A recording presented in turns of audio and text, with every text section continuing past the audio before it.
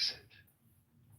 He simply sees, and in seeing, he is free. A man who walks alone does not cling to things, not because he despises them, but because he understands their nature. Everything comes and goes. Relationships, possessions, even the body itself. To hold on to something as if it were permanent is to invite suffering. And so he lets things pass through him as the wind passes through the trees, touching but never trapping. He experiences everything deeply but does not chain himself to anything. There is a quiet strength in this. Most mistake it for detachment, for coldness, but it is neither. It is simply the knowing that nothing can truly be possessed. Not people, not moments, not even oneself. He does not waste energy trying to hold on to what must inevitably change.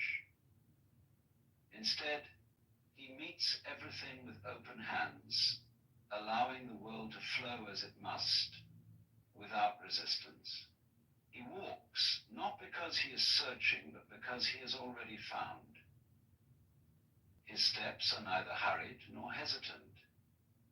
He does not look behind him, nor does he strain his eyes towards the horizon. He moves with the knowledge that there is nowhere to arrive, that every step is already the destination. And in that knowing there is peace. The man who walks alone does not fear the road ahead, nor does he dwell on the path behind. He moves as the river moves, without hesitation, without regret. There is no one calling his name, no voices telling him where to go, no hands pulling him back. He is untethered, drifting between worlds, belonging to none. And yet in his solitude, he is more connected than those who surround themselves with endless distractions. He has learnt that true companionship is not found in mere proximity, but in the deep understanding of existence itself. To be alone is not to be abandoned. It is not to be lost, nor is it to suffer. The man who walks alone has seen that most people are never truly with themselves, even when they are surrounded by others. They cling to conversations, to relationships, to identities, hoping these things will shield them from the great silence that lingers beneath it all. But the silence is not an enemy. It is a teacher, a mirror, a doorway. To embrace it is to step into something vast, something beyond the small self that most spend their lives protecting. There is no rush in his steps, no urgency in his movements. He does not walk as one escaping, nor does he carry the weight of longing. He simply moves, responding to the moment as it unfolds. In the case of a small operation on his own beloved wife or child, he stays. Not for a position. If we understand this,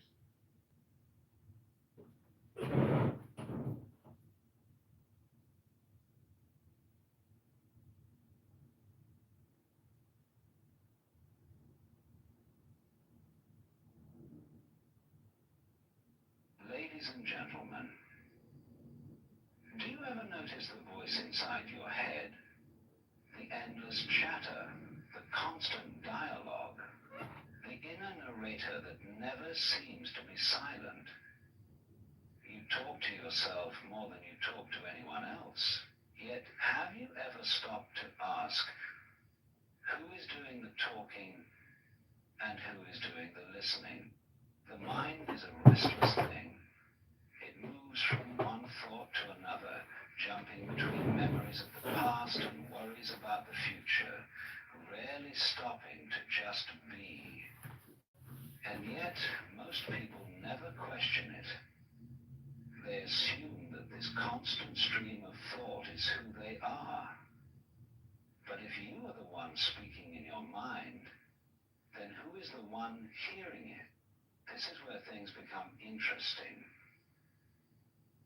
Because the moment you step back and observe your own thinking, you realize something profound.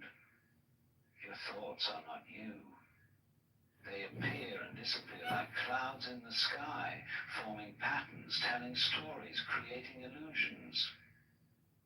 One moment your mind tells you that you are brilliant, that you can do anything. The next, it whispers doubt, convinces you that you are not enough, that something is missing. It contradicts itself constantly, and yet you believe it every time. But if you are the one observing these thoughts, then clearly you are not them. You are something deeper, something untouched by the endless noise of the mind. You are the awareness that watches it all happen, the stillness beneath the turbulence, the vast open sky beyond the shifting clouds. The problem is most people never discover this. They are so caught in the stories of their own thinking that they never realize they are merely characters in a play written by their own mind. They live trapped in an illusion, believing every fear, every insecurity, every fleeting judgment as if it were absolute truth. And because of this, they suffer, not because reality is cruel, but because they are prisoners of a voice that never stops speaking. But what happens when you stop identifying with the voice? What happens when you see it for what it is, just noise, just movement, just patterns of thought with no real authority over you? A great silence emerges. A space opens up, one that was always there but hidden beneath the constant mental chatter. And in that space, there is freedom. This is not about suppressing thought or forcing the mind to be silent. That is just another trick of the voice, another way it tries to stay in control. No, the key is simply to watch, to listen, to let thought come and go without being dragged into it. To recognize that you do not have to believe everything your mind tells you. And in this realization, something incredible happens. The mind, no longer being fought against, begins to quiet on its own. The gaps between thoughts grow larger, awareness expands, and suddenly the world is seen not through the filter of an overactive mind, but as it truly is. Vibrant, alive, endlessly unfolding in the present moment. So the next time you catch yourself lost in thought, ask yourself, who is speaking? And more importantly, who is listening? Because the moment you see that you are not your thoughts, but the vast awareness behind them, you step into a freedom beyond anything the mind could ever imagine. The mind is an endless stream of words, a constant murmur that fills every waking moment. From the instant we wake up, before even opening our eyes, it begins. Thoughts about the day ahead, reflections on the past, worries, plans, and random fragments of conversations. This inner dialogue never stops. It narrates our lives as if we are characters in a story being told by an unseen narrator. We talk to ourselves in many ways. Sometimes it's direct, like reminding ourselves not to forget something or rehearsing a conversation before it happens. An introspective version of me peeing on my.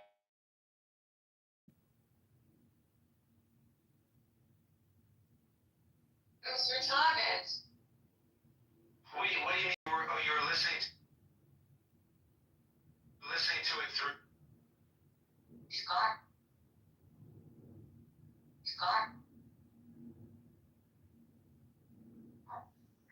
I mean, a lot of people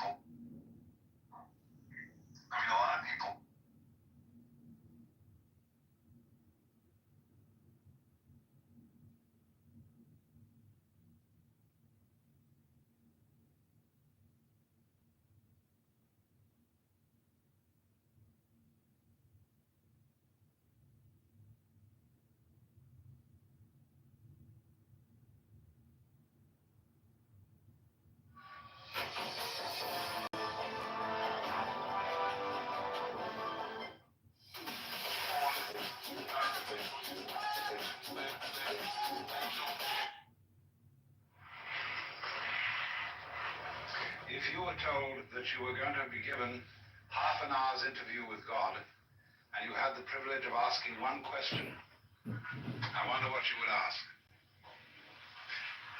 You might be given some preparation, too. Because when you think, what is your ultimate question, you'll probably do many things before you arrive at it. And I know many people who discover that they had no question to ask. The situation would be altogether too overwhelming. But many people to whom I've put this problem say that the question that they would ask is, who am I? And that is something we know very little about. Because whatever it is that we call I is too close for inspection. It's like trying to bite your own teeth, or to touch the tip of your finger with the tip of the same finger.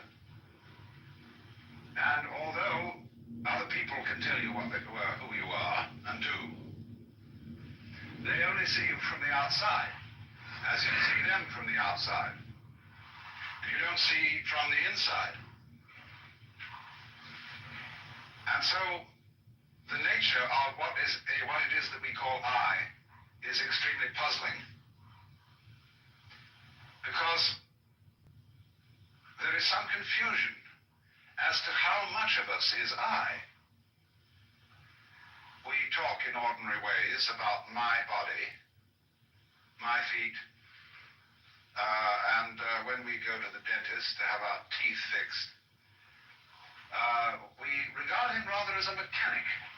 Like you take your car to the garage, so you take your body to the surgeon or the dentist or whatever it is to be fixed, have the parts changed or something of that kind. They're really getting to work on that now. And so the question is, when somebody has a heart transplant, that sounds very radical, because we say, in my heart of hearts.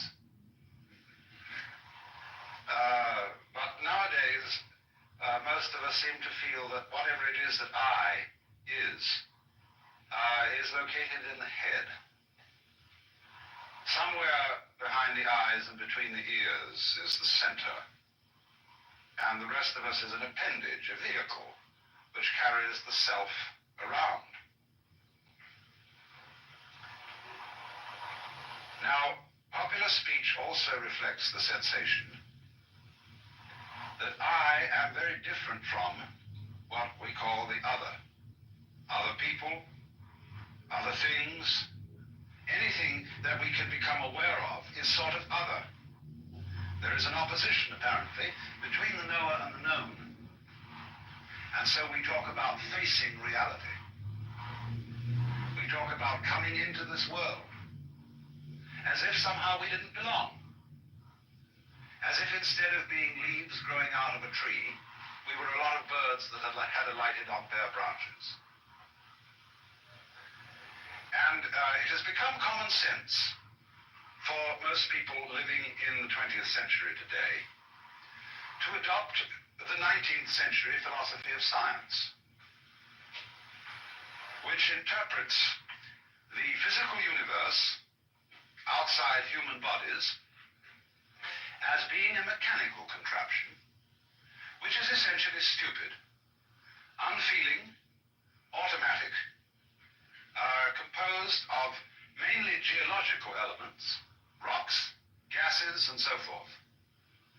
And therefore we feel rather alone and left out of this thing, in contrast with the ideas of Ptolemaic astronomy.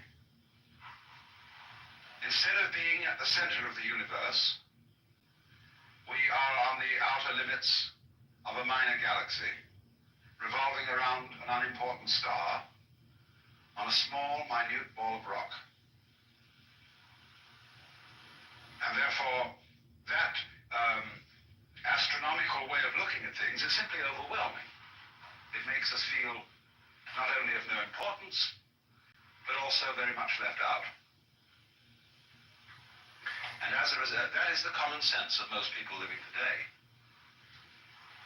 We did, of course, have a religious view of our nature, that we were the children of a loving God who is in charge of this whole operation. But very few people actually believe that anymore. A great many people think they ought to believe it, would like to believe in it, but they don't.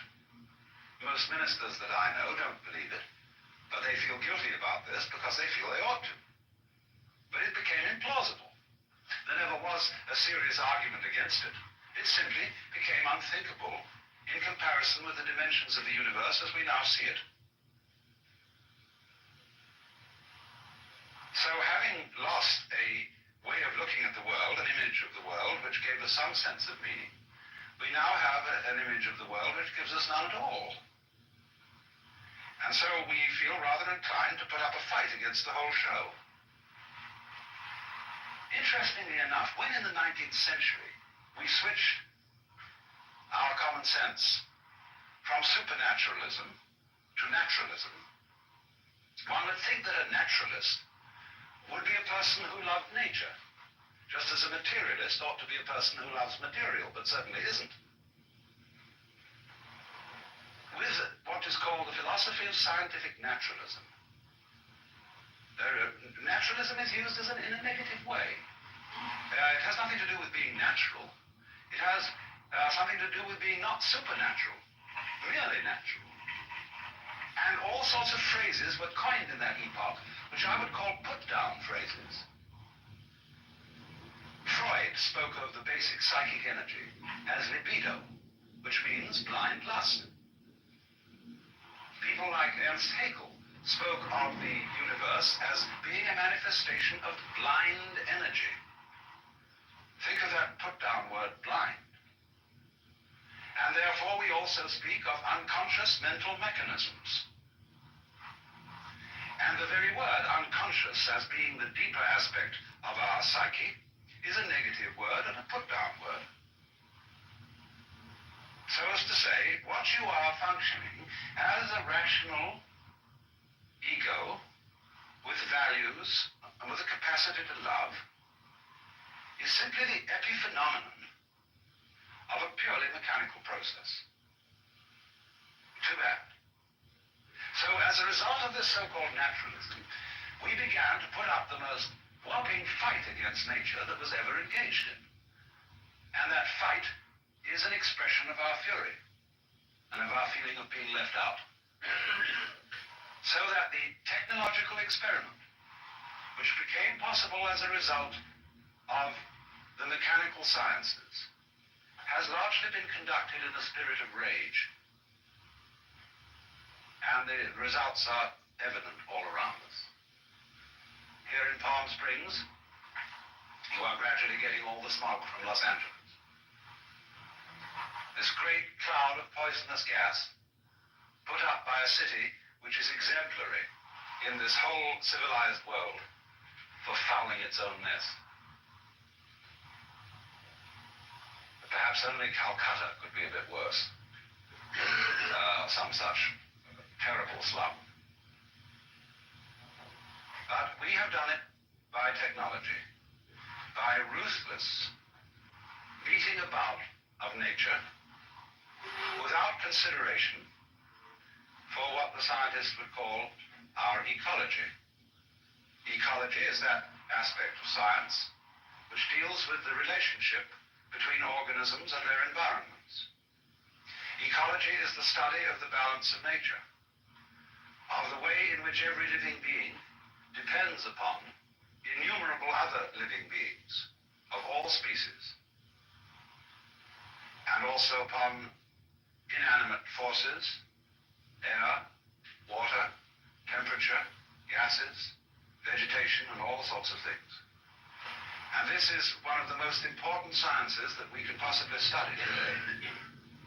Because we are in a position where we realize that we cannot help interfering with the world. To be alive is to interfere. You must interfere. You cannot go back and say, hands off nature, let's leave it all alone. Because you're stuck with it, especially once you've started to interfere in a major way. We have so altered our environment that there is no hope for it but to go ahead. But we can, to some extent, change direction. But the only way that I can see of our effectively changing direction is through a transformation of the feeling that we have of our own existence and of what we mean by I. The reason for this is simply that all kinds of intelligent and even powerful people, like, say, Lawrence Rockefeller, who are interested in ecology and in conservation of our natural resources, they can scream their heads off, but nobody pays any attention. There is as yet, no really serious program at the government level to do anything radical about the pollution of water, the waste of water, the pollution of air, and the general ravaging of the United States of America. I'm amazed that Congressmen can pass a bill imposing severe penalties on anyone who burns the American flag, whereas they are responsible for burning that for which the flag stands. The United States as a territory, as a people, and as a biological manifestation. That is an example of our perennial confusion of symbols with realities, which is, in a way, at the heart of the trouble, because what we think of as I is much more a symbol than it is a reality. The living organism, the whole mind-body, is much more than anything we mean by I. I largely stands for your personality, your role in life. And the very word person, as you probably know, comes from the Latin persona, a word originally used for the mask worn by actors in Greco-Roman drama. That through which sound comes because the mask had a megaphonic mouth to carry the voice in open-air theaters. So when you speak of being a real person, it really means being a genuine fake. Ahora, con el nuevo timing de tosteco para tamales rojos, preparar ese rico chile rojo tradicional que se agrega a la carne de puerco para unos sabrosos tamales. Es fácil de hacer. Y recuerda, con tosteco, simplifique el proceso, saborea la tradición.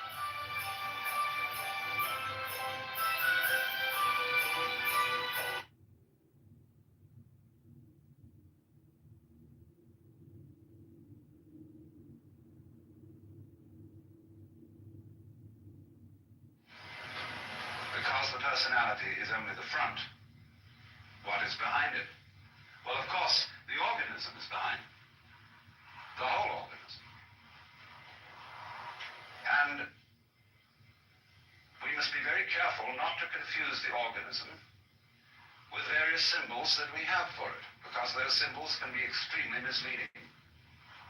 If we say the organism is the body, what we usually mean by the body is an impoverished meaning. When we speak of my body, that is to say my vehicle, my physical automobile, that is an unenriched meaning of the word body. Because what you really are as a body, as a living organism, is not some sort of separate existence coated by a skin which divides you from the rest of the world. Shakespeare has King John saying to Hubert, "Within this wall of flesh there is a soul, counts thee her creditor."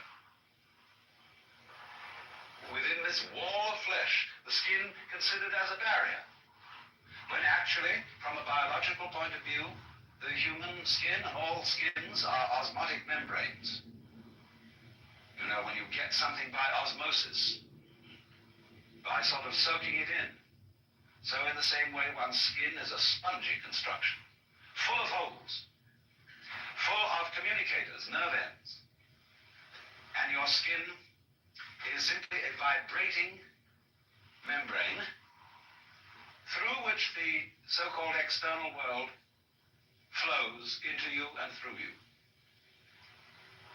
So that you yourself actually are not so much an entity that moves around in an environment. You are much more like a whirlpool in a stream. And as you know, the whirlpool is constant only in its doing, that is to say, in its whirling. And you can recognize individual whirligigs in a stream. But the water is flowing through them all the time. They are never the same, but for a second. And so it is also with us. Or imagine it in another way. Supposing you have a rope, and 1 foot of the rope is made of hemp. 1 foot of it is made of cotton. 1 foot of it is made of silk. 1 foot of it is made of nylon, and so on. Now tie a simple knot in the rope. Now move the knot along the rope. And 1 minute it will be hemp, the next cotton, next silk, next nylon, and so on. Same knot. It will be recognizable as a continuing knot, as that knot, the knot in that rope. But the constitution of it will change as it moves. And so our constitution is changing constantly. Imagine, for example, a university. The student body, undergraduate, changes every 4 years. The faculty changes every so often. The buildings keep changing more and more. What constitutes the University of California? It certainly isn't the faculty, it isn't the students, it isn't the governance, it isn't the administration, it isn't the buildings. What is it? Why, a doing, a behavior, a universitying process of study and experiment and so on. So it is exactly the same with you. You flow. You are a process. But how do we draw the line about this process and its relationship to all other processes? We find that a very difficult thing to do the more you think about it. If you really felt with your whole organism, instead of just with that part of it called conscious attention, you would become aware of this flowing fact. And you would get a very strange feeling, which at first might frighten you. It is possible, of course, to have this feeling. And the feeling is like this. You would not be quite sure how to interpret it. You might feel that you yourself were doing everything else that's happening. That would be one way of feeling. The other way of feeling it would be that you are doing nothing at all, but that everything else is doing you. And you would feel completely passive, like a puppet on the end of strings. Although, on the other hand, if you got the feeling that you were doing it all, you would feel like God Almighty. It is very easy for our consciousness to slip into this state of sensation. It can happen spontaneously, like measles. It can happen by training, as when someone practices yoga. It can happen chemically, as when certain drugs are taken. And one has to be very careful about this feeling because it's enormously easy to misinterpret it. Either as being omnipotent, being God in the personal, literal sense, or as being helpless and merely driven. Now, what should be understood is that both these ways of feeling are right, only they must both be taken together. To be simultaneously omnipotent and helpless. These are two poles, opposite poles of one and the same state. Because the message that is coming through, and that we find difficulty in understanding because it's contrary to our common sense, contrary to our whole history and conditioning, the message that's coming through is you as a living organism and all that is going on in your environment constitute a single process. What in physics we would call a unified field.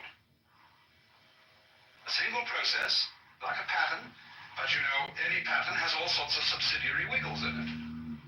Like the organism itself is a unified pattern, but it's full of wiggles.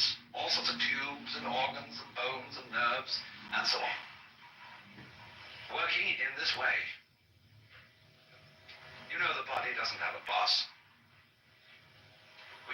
big argument. Who is really the top dog in your body? Your stomach or your brain? I can argue for both ways. Well, let's first argue for the stomach. The stomach is fundamental. That's what eats, and eating is the fundamental thing of being alive. By putting food into the stomach, it digests it, and from there it goes out and energizes everything else. Obviously, the stomach is the most important.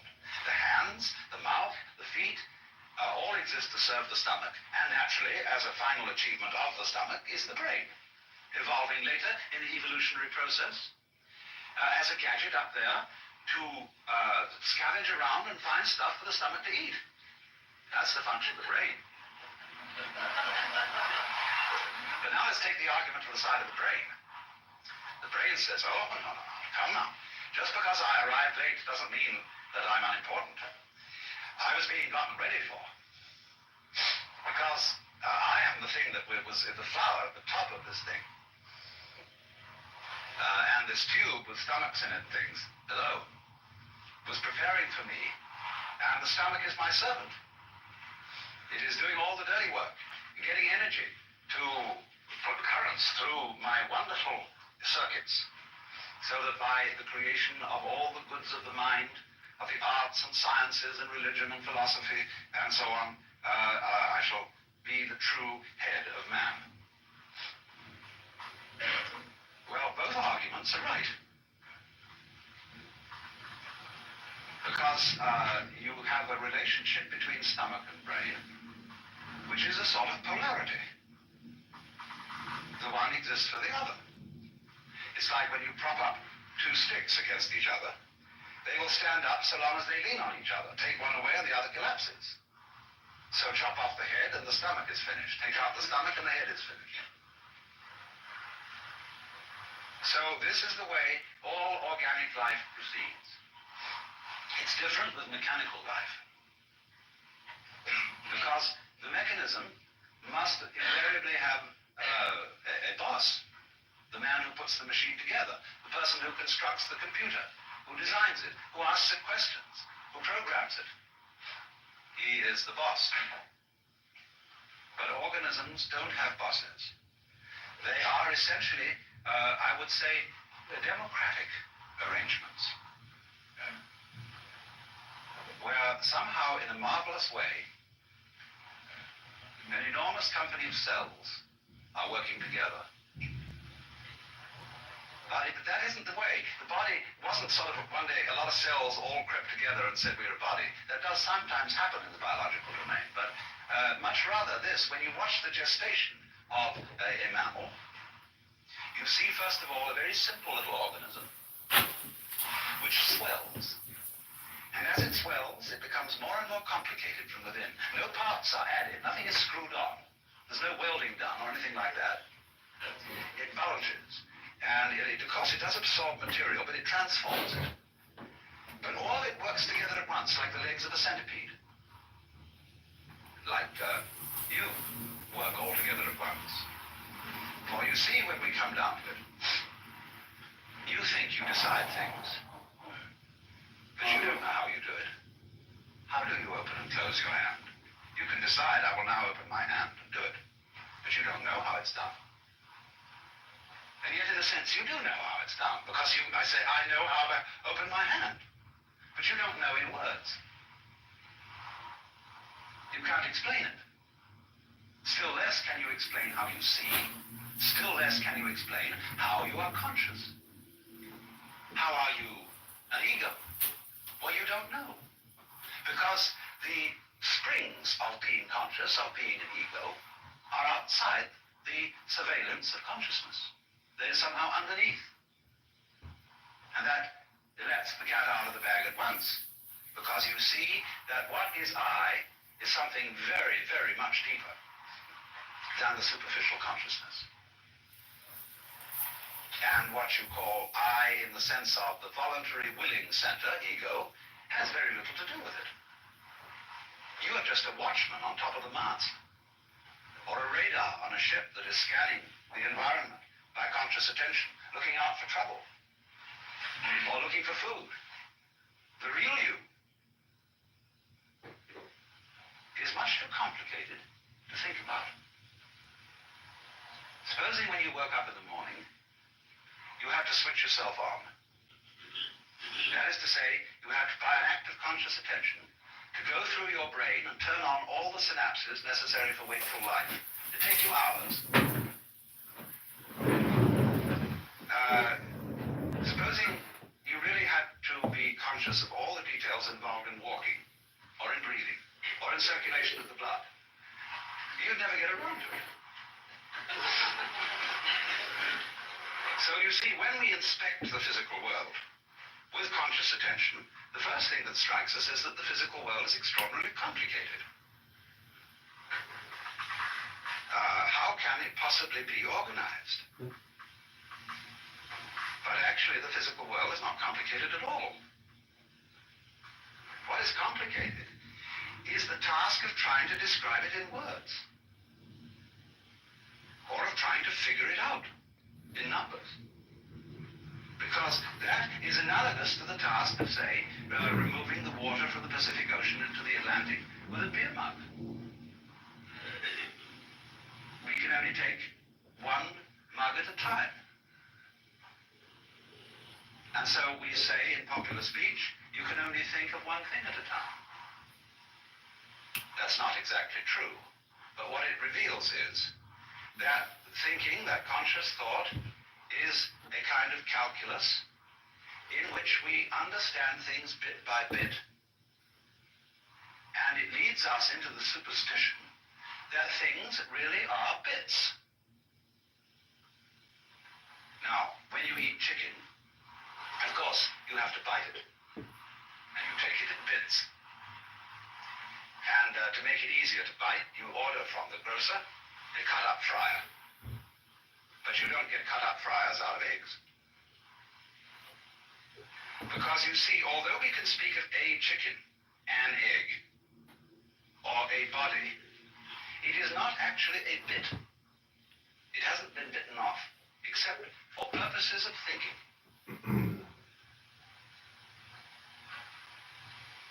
Now,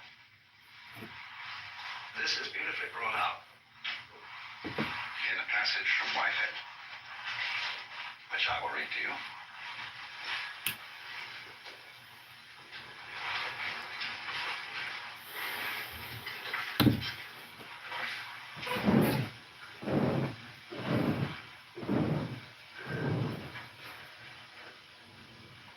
He's discussing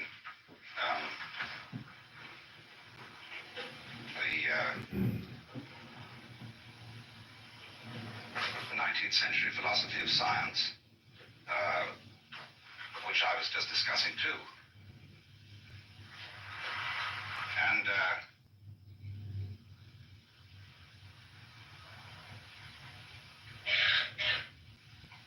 he's saying in this philosophy,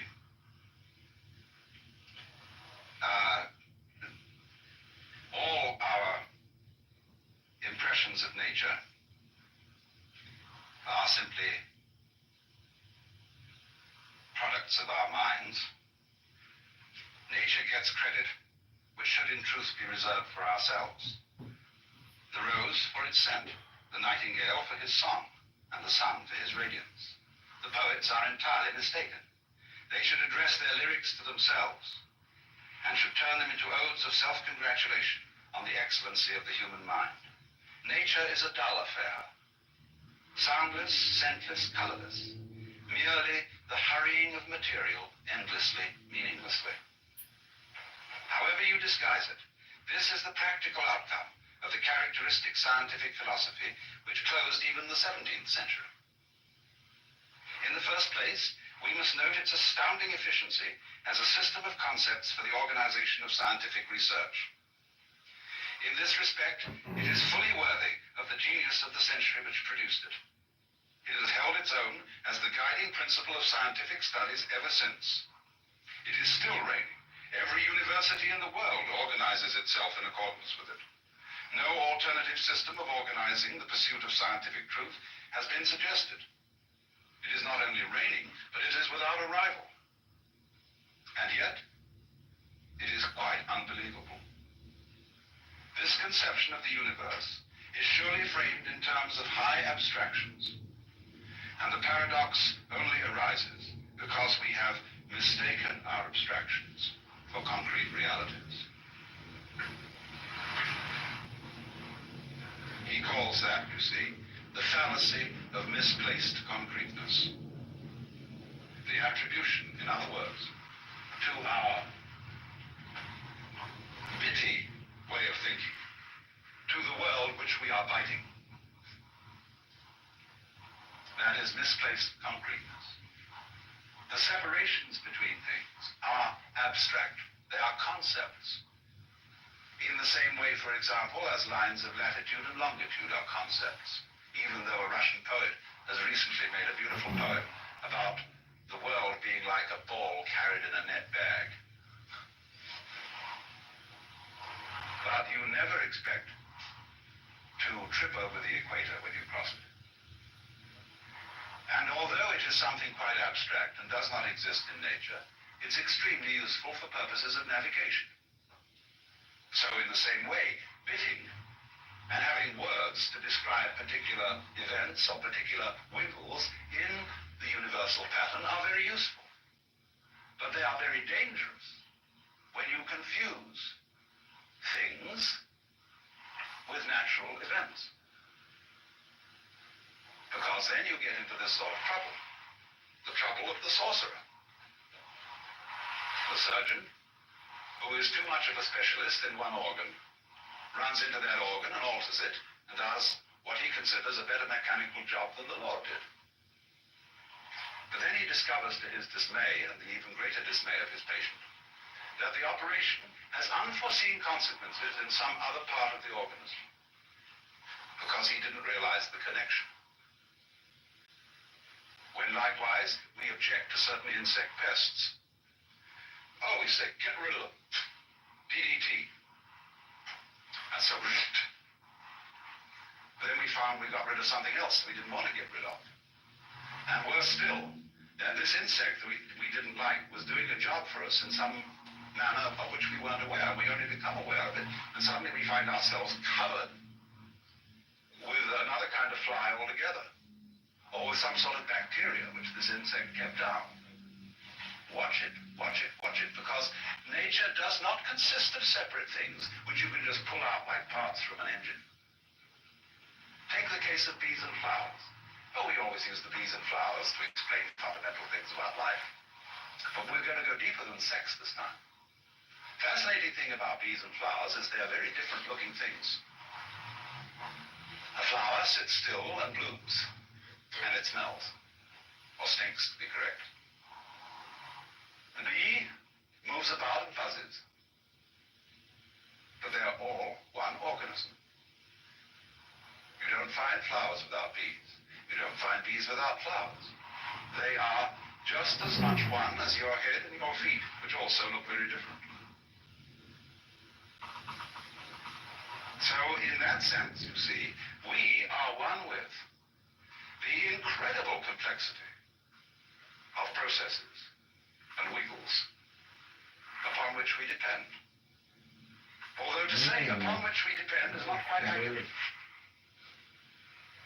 Because that separates us from it, as if I were hanging onto a beam and depending on it. It isn't like that. You don't depend on it, because it depends on you.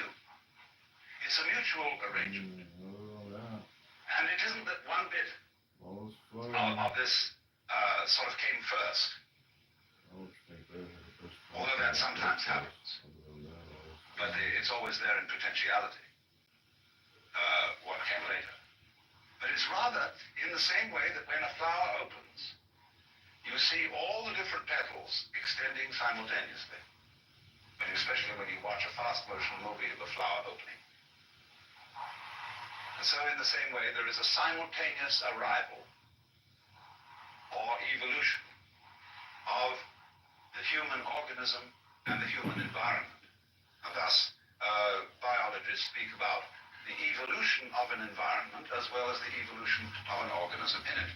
In other words, the human beings could not have appeared on this planet until its temperature had lowered to a certain degree, until the atmosphere contained certain gases as a result of vegetative development. And then the environment became evolved enough for human beings to appear in it. Evolved enough, I'll say something further, intelligent enough for the appearance in it of intelligent beings. For your environment is intelligent. Otherwise you couldn't be. You see, as Jesus said, you don't gather figs off thistles or grapes from thorns. The bus boycott. You won't get pears off an apple tree. 881 days. From So, December 5th, you won't find people to December 20th, except on a people tree. 1956. And this planet, this solar system, this galaxy, is peopling in exactly the same way that an apple tree apples. Put our existence into verb language as distinct from noun language, and you're much closer to the point. You see, nouns have the difficulty of designating things. Verbs designate process. Now, everything is a process, really. When we speak of housing, for houses, matting, for mats, we're getting there. The Nuka Indians have a language in which there are no nouns. So they say, it houses. And then they add an adverb to show whether it houses religiously, homily, or marketingly. And so they see the world as the flow. What is it that houses? What is it that rains when we say it is raining?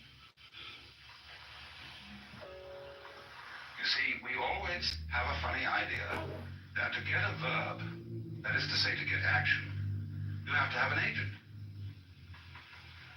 Now, this is the most ridiculous idea conceivable. How can a noun start a verb? How can a thing start an event? Because there's no action in a thing. Action can only come from action. Energy from energy. You can't get energy from a concept, because nouns are all concepts. They're abstract, really. It's only verbs that are concrete, because the world is process. Now, common sense insists that the pattern of the world must be made of something, because we still think with Aristotle's common sense, or with the imagery of the book of Genesis, where God made Adam out of the clay. In other words, he made a clay figurine and breathed breath into it, and it became alive. And so we constantly think that we are made of flesh, as if flesh was some sort of stuff like clay out of which you shape bodies, or like you make tables out of wood. Are trees made out of wood? What a ridiculous question. Trees are wood. They're not made of wood. And it's simply this artifact thing that gives us the idea of the world being made out of something. It isn't made out of anything. And so when physics tries to investigate what is the stuff of matter, it can't find any. Because you can never talk about anything except a process. You can describe what a process is doing. You can describe the structure, the nature of the dance, whether it's doing a waltz or a mazurka or the frog or whatever it is. And then you can describe that melody, shall we say, what it is performing. But there is nothing doing the performing at all. And there is no stuff out of which it's being done, because when you examine stuff, you just find more pattern. See, what you mean by stuff is fuzz. When you look at something with a lens and you're out of focus, you see fuzz. But when you come into focus, you see structure. All right, now, the structure is made of all sorts of little lines and things. You can see them and you want to know what are they made of. So you turn up the magnification, and for a while you get a lot of fuzz, but when you appear again, you see that those little lines are also made of more little lines, more structure. And big patterns have little patterns upon their backs, and so on. And that's the way it goes. So, suddenly you feel rather insecure, because stuff has disappeared. There's a famous story about a physicist who understood this so well, but he always went about in the most enormous padded shoes. because he was afraid of falling through the floor.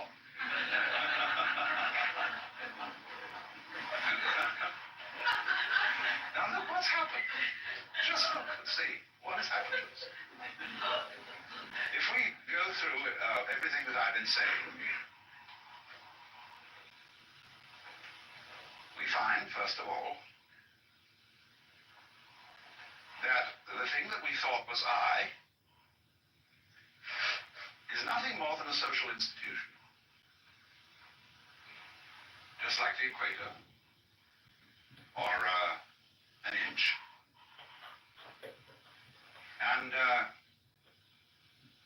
to mistake it, to reify it, as Whitehead would say, is the fallacy of misplaced concreteness. It's a strictly a hallucination. And any certain amount of psychological self-exploration shows this to be the case.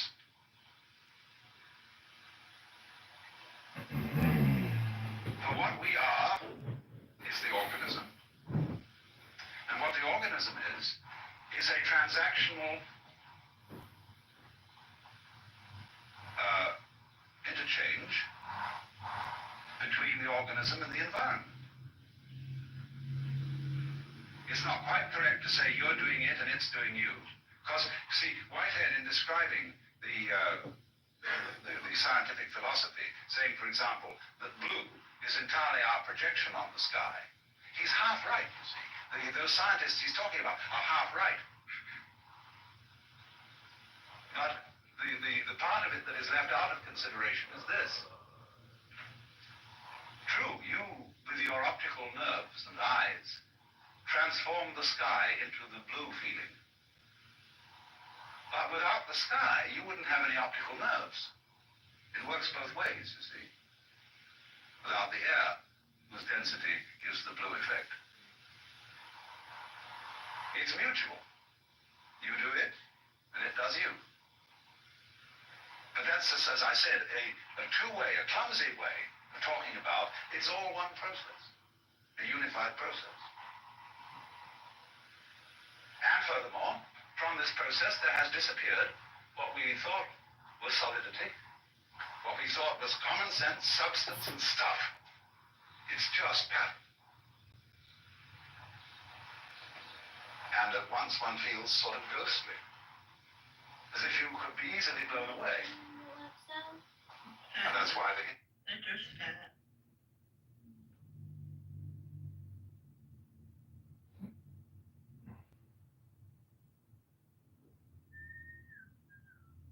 It's a beautiful day. Damn it. It's fucking freezing again here. Like frigid. It's like 72 degrees. You know, I've got a Godfield bomb. Sociological derivative of the Assyrians. I see.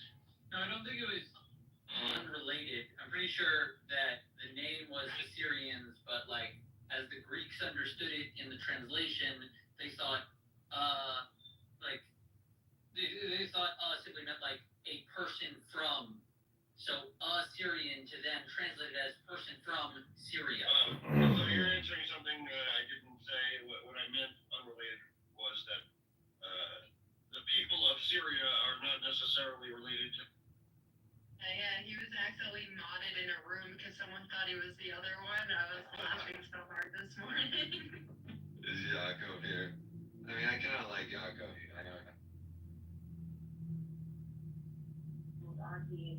And I just remember many people in the diaspora using it quite a lot during the invasion of Ukraine. So I want to probably say it came online at the end of 2022, because a lot of people left this platform moved over there, or would stream from one to another. But the utility isn't great, and he hasn't done anything to it. It was very evident when he took over which engineers he let go off first, and those were probably people on Twitter Spaces, because it's clunky, your phone overheats, the audio is temperamental, and yeah, but people love it. Some people love it.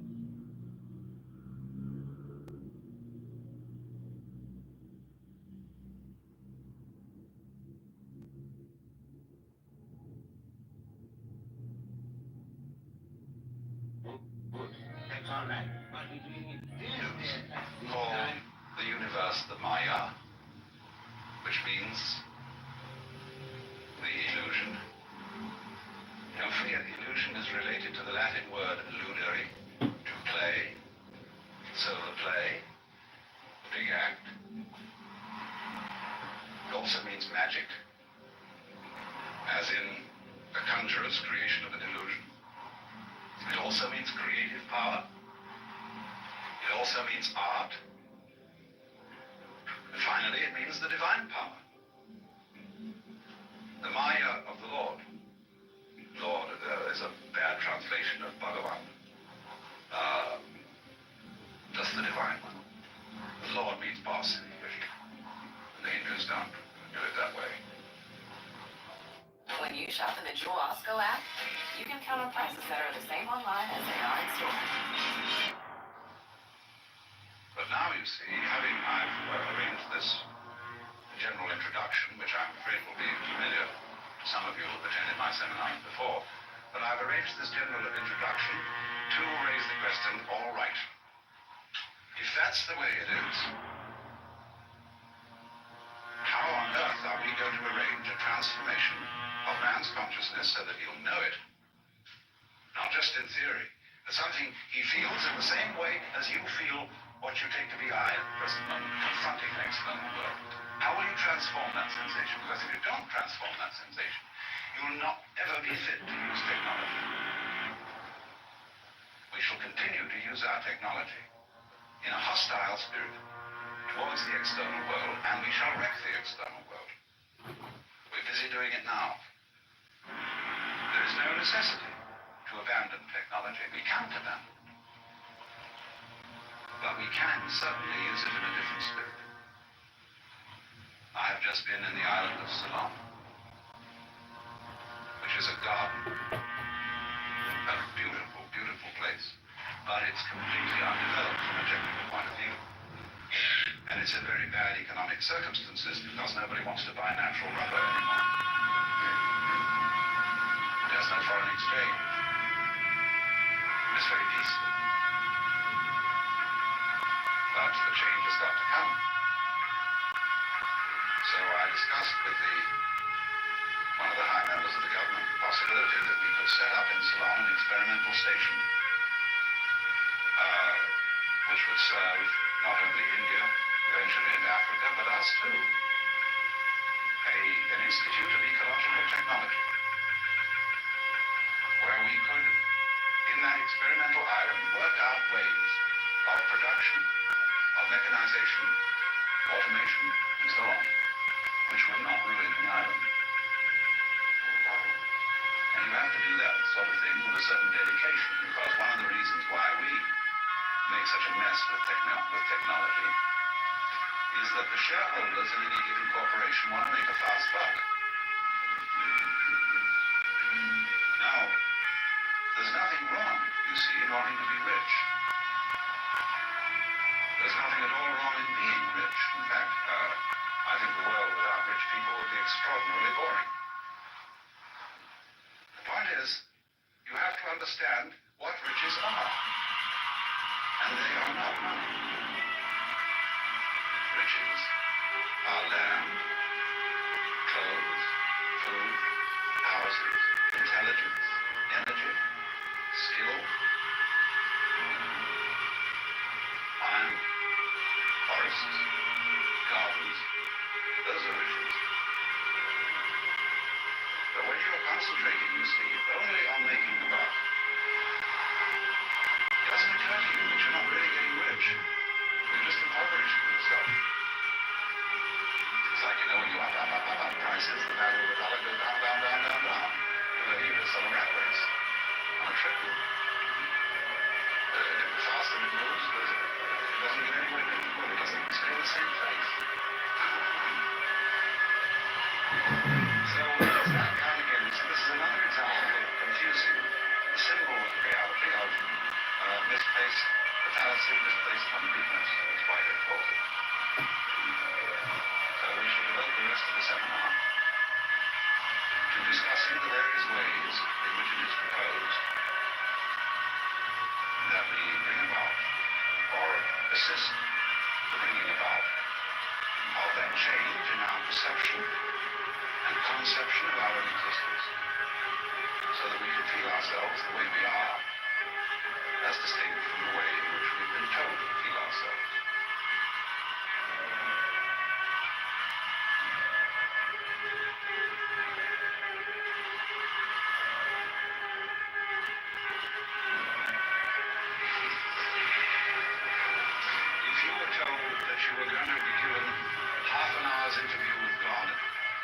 have the privilege of asking one question.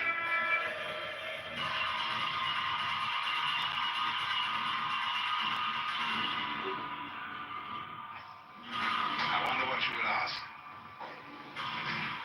You might be given some preparation, too. I find it a little difficult to say what the subject matter of this seminar is going to be, because it's too fundamental to give it a title. I'm going to talk about what there is. Now, the first thing, though, that we have to do is to get our perspectives with some background about the basic ideas which, as Westerners living today in the United States, influence our everyday common sense, our fundamental notions about what life is about. And there are historical origins for this, which influence us more strongly than most people realize. Ideas of the world which are built into the very nature of the language we use, and of our ideas of logic, and of what makes sense altogether. And these basic ideas I call myth, not using the word myth to mean simply something untrue, but to use the word myth in a more powerful sense. A myth is an image, in terms of which we try to make sense of the world. Now, for example, a myth in a way is a metaphor. If you want to explain electricity to someone who doesn't know anything about electricity, you say, well, you talk about an electric current. Now, the word current is borrowed from rivers. It's borrowed from hydraulics. And so you explain electricity in terms of water. Now, electricity is not water. It behaves actually in a different way, but there are some ways in which the behavior of water is like the behavior of electricity. And so you explain it in terms of water. Or if you're an astronomer and you want to explain to people what you mean by an expanding universe and curved space, you say, well, it's as if you had a black balloon, and there are white dots on the black balloon, and those dots represent galaxies. And as you blow the balloon up, uniformly, all of them grow and grow farther apart. But you're using an analogy. The actual universe is not a balloon with white dots on it. So in the same way, we use these sort of images to try and make sense of the world, and we at present are living under the influence of two very powerful images, which are, in the present state of scientific knowledge, inadequate. And one of our major problems today is to find an adequate, satisfying image of the world. Well, that's what I'm going to talk about. And I'm going to go further than that. Not only what image of the world to have, but how we can get our sensations and our feelings in accordance with the most sensible image of the world that we can manage to conceive. All right, now, the two images which we have been working under for 2,000 years and maybe more are what I would call two models of the universe. The first is called the ceramic model, and the second, the fully automatic model. The ceramic model of the universe is based on the book of Genesis, from which Judaism, Islam, and Christianity derive their basic picture of the world. And the image of the world in the book of Genesis is that the world is an artifact. It is made as a potter takes clay and forms pots out of it, or as a carpenter takes wood and makes tables and chairs out of it. Don't forget, Jesus is the son of a carpenter, and also the son of God. So the image of God and of the world is based on the idea of God as a technician, potter, carpenter, architect, who has in mind a plan and who fashions the universe in accordance with that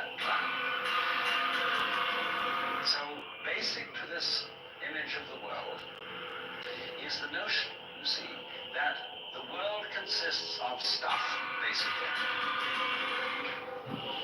Primordial matter, substance, stuff. As parts are made of clay. Now, clay by itself has no intelligence. Clay does not of itself become a part. Although a good potter may think otherwise. Because if you were a really good potter, you don't impose your will on the clay. You ask any given lump of clay what it wants to become, and you help it to do that. And then you become a genius. But the ordinary idea I'm talking about is that simply clay is unintelligent. It's just stuff. And the potter imposes his will on it and makes it become whatever he wants. And so in the book of Genesis, the Lord God creates Adam out of the dust of the earth. In other words, he makes a clay figurine, and then he breathes into it, and it becomes alive. Because the clay becomes informed. By itself, it is formless. It has no intelligence, and therefore it requires an external intelligence and an external energy to bring it to life and to put some sense into it. And so, in this way, we inherit a conception of ourselves as being artifacts, as being made, and it is perfectly natural in our culture for a child to ask its mother, how was I made? Or who made me? And this is a very, very powerful idea, but for example, it is not shared by the Chinese or by the Hindus. A Chinese child would not ask its mother, how was I made? A Chinese child might ask its mother, how did I grow? Which is an entirely different procedure from making. You see, when you make something, you put it together, you arrange parts, or you work from the outside to the in, as a sculptor works on a stone, or as the potter works on clay. But when you watch something growing, it works in exactly the opposite direction. Inside to the outside. It expands, it burgeons, it blossoms, and it happens all over itself at once. In other words, the original simple form, say, of a living cell in the womb, progressively complicates itself. And that's the growing process, and it's quite different from the making process. But we have thought historically, you see, of the world as something made, the idea being that trees, for example, are constructions, just as tables and houses are constructions. And so there is, for that reason, a fundamental difference between the made and the maker. And this image, this ceramic model of the universe, originated in cultures where the form of government was monarchical. And where, therefore, the maker of the universe was conceived also at the same time in the image of the king of the universe. King of kings, Lord of lords, the only ruler of princes, who doth from thy throne behold all dwellers upon earth. I'm quoting the Book of Common Prayer. And so, all those people who are oriented to the universe in that way feel related to basic reality as a subject to a king. And so they are on very, very humble terms in relation to whatever it is that works all this thing. I find it odd in the United States that people who are citizens of a republic have a monarchical theory of the universe. Because we are carrying over from the very ancient Near Eastern cultures the notion that the Lord of the universe I'm not sure. must be respected in a certain way. People kneel, people Oh, bow, birds, people brain, joy. prostrate themselves. Joy Because the understanding. woman, and you Joy know what the knowledge. reason for all that is, that nobody is more frightened of everybody else than a tyrant. He sits with his back to the wall, I have a and his guards on either side of him. And he has you face downwards on the ground because you can't use weapons that way. When you come into his presence, you don't stand up and face him because you might attack. And he has reason to fear that you might because he's ruling you all. And the man who rules you all is the big screw in the bunch. Brain, joy, Because he's the one who succeeded in crime. The other people are pushed aside because the criminals, the people we lock up in jail, are simply the people who didn't make it. So naturally, the real boss sits with his back to the wall and his henchmen on either side of him. And so when you design a church, what does it look like? The Catholic Church with the altar as it used to be. It's changing now because the Catholic religion is changing. But the Catholic Church has the altar with its back to the wall at the east end of the church. And there, the altar is the throne, and the priest is the chief vizier of the court, and he is making obeisance to the throne in front, but there is the throne of God, the altar. And all the people are facing it and kneeling down. And a great Catholic cathedral is called a basilica, from the Greek basileus, which means king. Maybe it was us. So a basilica Maybe is the it house was of us the king. last night. And the ritual of the Catholic Church is based on the court rituals of Byzantium. The Protestant Church is a little different, but basically the same. The furniture of a Protestant church is based on a judicial courthouse. The pulpit. The judge in an American court wears a black robe. He wears exactly the same dress as a Protestant. Maybe it was us last night.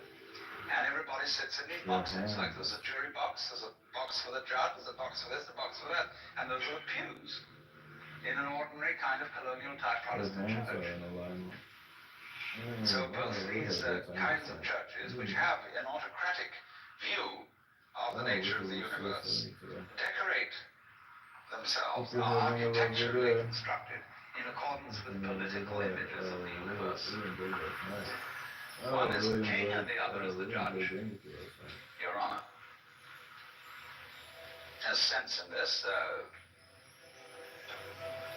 When in the court you have to refer to the judge as Your Honor, it stops the people Maybe it was us last night. litigation from losing their tempers and getting rude. There's a certain sense to that. But when you want to apply that image to the universe itself, to the very nature of life, it has limitations. For one thing, the idea of a difference between matter and spirit. This idea doesn't work anymore. Long, long ago, physicists stopped asking the question, what is matter? They began that way. They wanted to know, what is the fundamental substance of the world? And the more they asked that question, the more they realized they couldn't answer it. Because if you're going to say what matter is, you've got to describe it in terms of behavior. And that is to say, in terms of form, in terms of pattern. You tell what it does. You describe the smallest shapes of it that you can see. You see what happens? You look, say, at a piece of stone, and you want to say, well, what is this piece of stone made of? Well, you take your microscope, and you look at it, and instead of just this block of stuff, you see ever so many tinier shapes, little crystals. So you say, fine, so far so good. Now, what are these crystals made of? And you take a more powerful instrument, and you find that they're made of molecules. And then you take still more powerful instruments to find out what the molecules are made of, and you begin to describe atoms. electrons, protons, mesons, all sorts of sub-nuclear particles. But you never arrive at the basic stuff, because there isn't any. What happens is this: stuff is a word for the world as it looks when our eyes are out of focus. Fuzzy. Stuff, the idea of stuff is that it's undifferentiated as some kind of a goo. Huh? And when your eyes are not in sharp focus, everything looks fuzzy. When you get your eyes into focus, you see a form, you see a pattern. But when you want to change the level of magnification and go in closer and closer and closer, you get fuzzy again before you get clear. So every time you get fuzzy, you go through thinking there's some kind of stuff there. But when you get clear, you see a shape. And so all that we can talk about is patterns. We never can talk about the stuff of which these patterns is supposed to be made, because you don't really have to suppose that there is any. It's enough to talk about the world in terms of pattern. It describes anything that can be described. And you don't really then have to suppose that there is some stuff which constitutes the essence of the pattern in the same way that clay constitutes the essence of pots. Clay, and so for this reason, you don't really have to suppose that the world is some kind of helpless, passive, unintelligent junk which an outside agency has to inform and make it into intelligent shapes. So the picture of the world in the most sophisticated physics of today is not formed stuff, potted clay, but pattern. A self-moving, self-designing pattern. A dance. And we haven't yet, our common sense as individuals hasn't yet caught up with this. Well now, in the course of time, in the evolution of Western thought, the ceramic image of the world ran into trouble and changed into what I call the fully automatic model or image of the world. In other words, Western science was based on the idea that there are laws of nature. And it got that idea from Judaism and Christianity and Islam. That, in other words, the potter, the maker of the world, in the beginning of things, laid down the laws. And the law of God, which is also the law of nature, is called the Logos. And in Christianity, the Logos is the second person of the Trinity, incarnate as Jesus Christ, who thereby is the perfect exemplar of the divine law.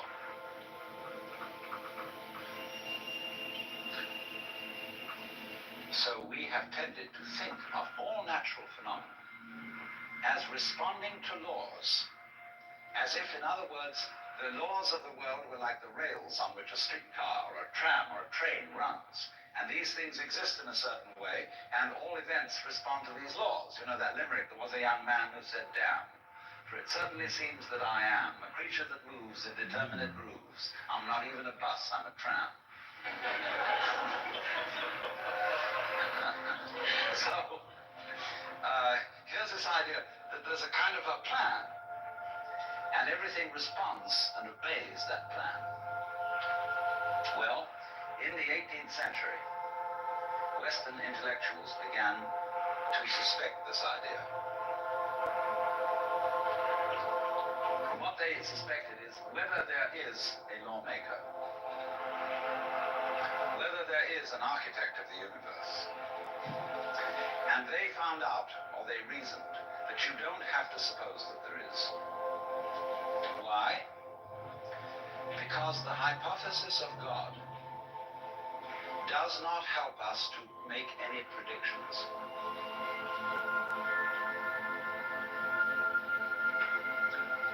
Nor does it, in other words, let's put it this way. If the business of science is to make predictions about what's going to happen, science is essentially prophecy. What's going to happen? By studying the behavior of the past and describing it carefully, we can make predictions about what's going to happen in the future. That's really the whole of science. And to do this, and to make successful predictions, you do not need God as a hypothesis. Because it makes no difference to anything. If you say everything is controlled by God, everything is governed by God, that doesn't make any difference to your prediction of what's going to happen. And so what they did was simply drop that hypothesis. But they kept the hypothesis of law. Because if you can predict, if you can study the past and describe how things have behaved, and you've got some regularities in the behavior of the universe, you call that law. Although it may not be law in the ordinary sense of the word, it's simply regularity. And so what they did was they got rid of the lawmaker and kept the law. And so they conceived the universe in terms of a mechanism. Something, in other words, that is functioning according to regular, clock-like mechanical principles. Newton's whole image of the world is based on billiards. The atoms are billiard balls, and they bang each other around. And so your behavior, every individual therefore is defined as a very, very complex arrangement of billiard balls, being banged around by everything else. And so behind the fully automatic model of the universe is the notion that reality itself is, to use the favorite term of 19th century scientists, blind energy. In, say, the metaphysics of Ernst Haeckel and T.H. Huxley, the world is basically nothing but energy. Blind, unintelligent force. And likewise, in parallel to this, in the philosophy of Freud, the basic psychological energy is libido, which is blind lust. And it is only a fluke. It is only as a result of pure chances that, resulting from the exuberance of this energy, there are people with values, with reason, with languages, with cultures, and with love. Just a fluke. Like, 1,000 monkeys typing 1,000 typewriters for 1 million years will eventually type the Encyclopedia Britannica. And of course, the moment they stop typing the Encyclopedia Britannica, they will relapse into nonsense. And so in order that that shall not happen, because you and I are flukes in this cosmos, and we like our way of life, we like being human. If we want to keep it, say these people, we've got to fight nature, because it'll turn us back into nonsense the moment we let it. And so we've got to impose our will upon this world as if we were something completely alien to it from outside. And so we get a culture based on the idea of the war between man and nature. We talk about the conquest of space, the conquest of Everest. And the great symbols of our culture are the rocket and the bulldozer. The rocket.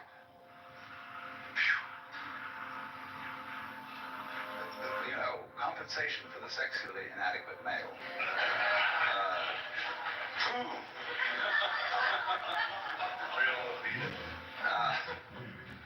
So we're going to conquer space. We're in space already, way out. If anybody cared to be sensitive and let what's outside space come to you, you can if your eyes are clear enough. Aided by telescopes, aided by radio astronomy, aided by all the kind of sensitive instruments we can devise. We are as far out in space as we're ever going to get. But, sensitivity isn't the pitch. Especially in the WASP culture of the United States, we define manliness in terms of aggression. You see, because we're a little bit frightened as to whether we are really men. And so we put on this great show of being a tough guy. It was completely unnecessary. If you have what it takes, you don't need to put on that show. And you don't need to beat nature into submission. Why be hostile to nature? Because after all, you are a symptom of nature. You, as a human being, you grow out of this physical universe in just exactly the same way that an apple grows off an apple tree. So let's say the tree which grows apples is a tree which apples, using apple as a verb. And a world in which human beings arrive is a world that peoples. And so the existence of people is symptomatic of the kind of universe we live in. You, as a human being, you grow out of this physical universe in just exactly the same way that an apple grows off an apple tree. So let's say the tree which grows apples is a tree which apples, using apple as a verb. And a world in which human beings arrive is a world that peoples. And so the existence of people is symptomatic of the Lost. That's all of human history and should forget. Yeah, this is the thing. This is how him and Lou just traumatized together over. Don't bring me into this. I'm not the one that wanted you to eat Nutella out of my ass. I never said that. I'm going to let you guys know that I'm under contractual obligation to record every conversation that I have. Oh, fuck. I like to Good, put it on YouTube. That's right, I was there for that. They got me. They fucking got me. Facade. They got me. This is Federal Agent Spooner. So did anybody actually see the Epstein release and see the flight logs? We're going to have words, Edmund.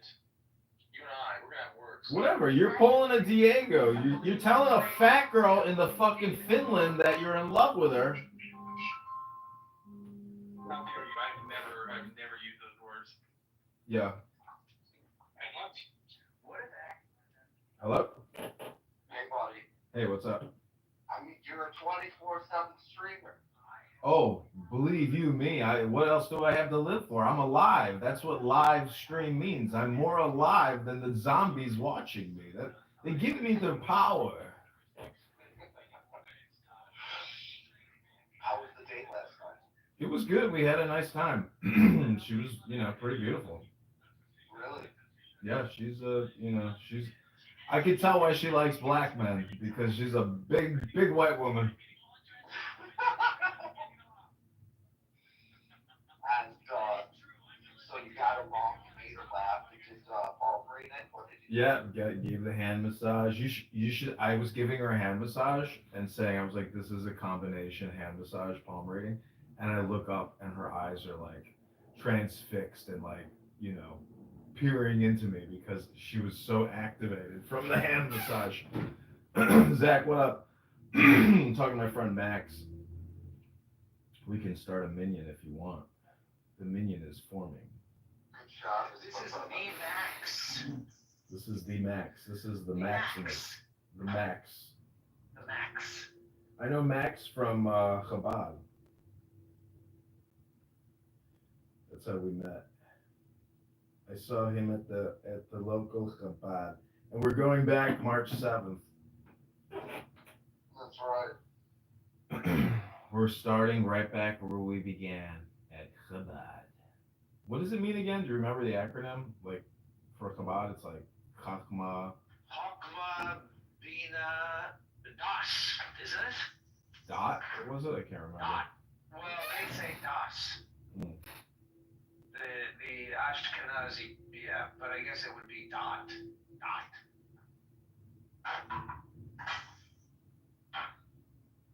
What are you doing? What are you doing today, Max?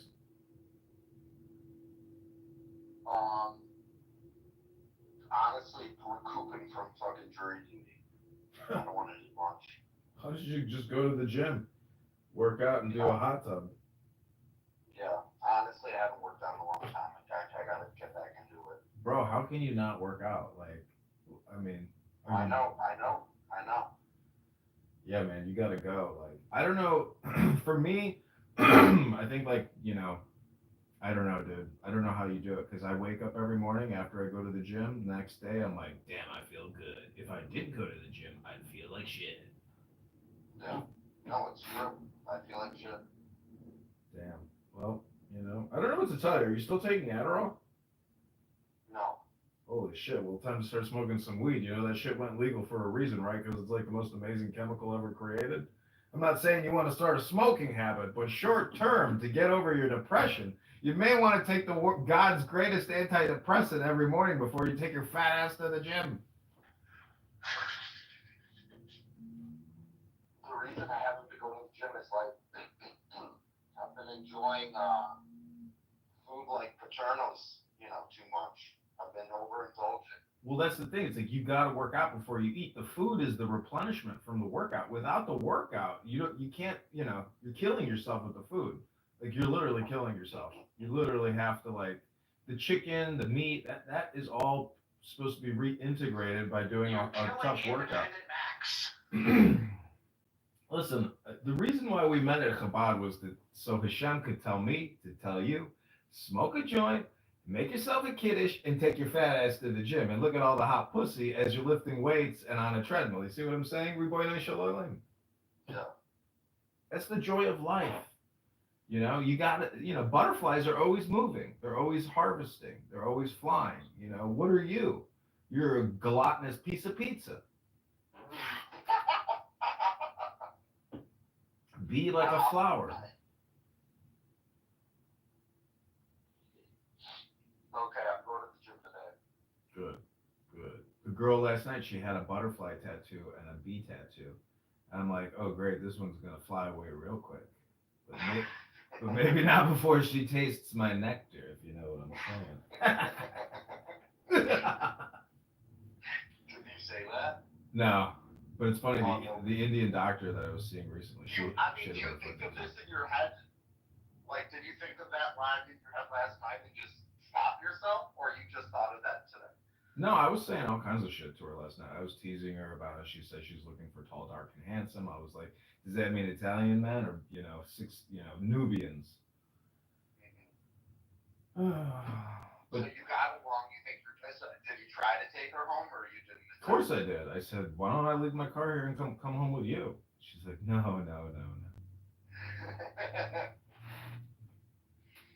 So do you think you'll see her again? Probably, but you never know. She's a butterfly and a bee. Yeah.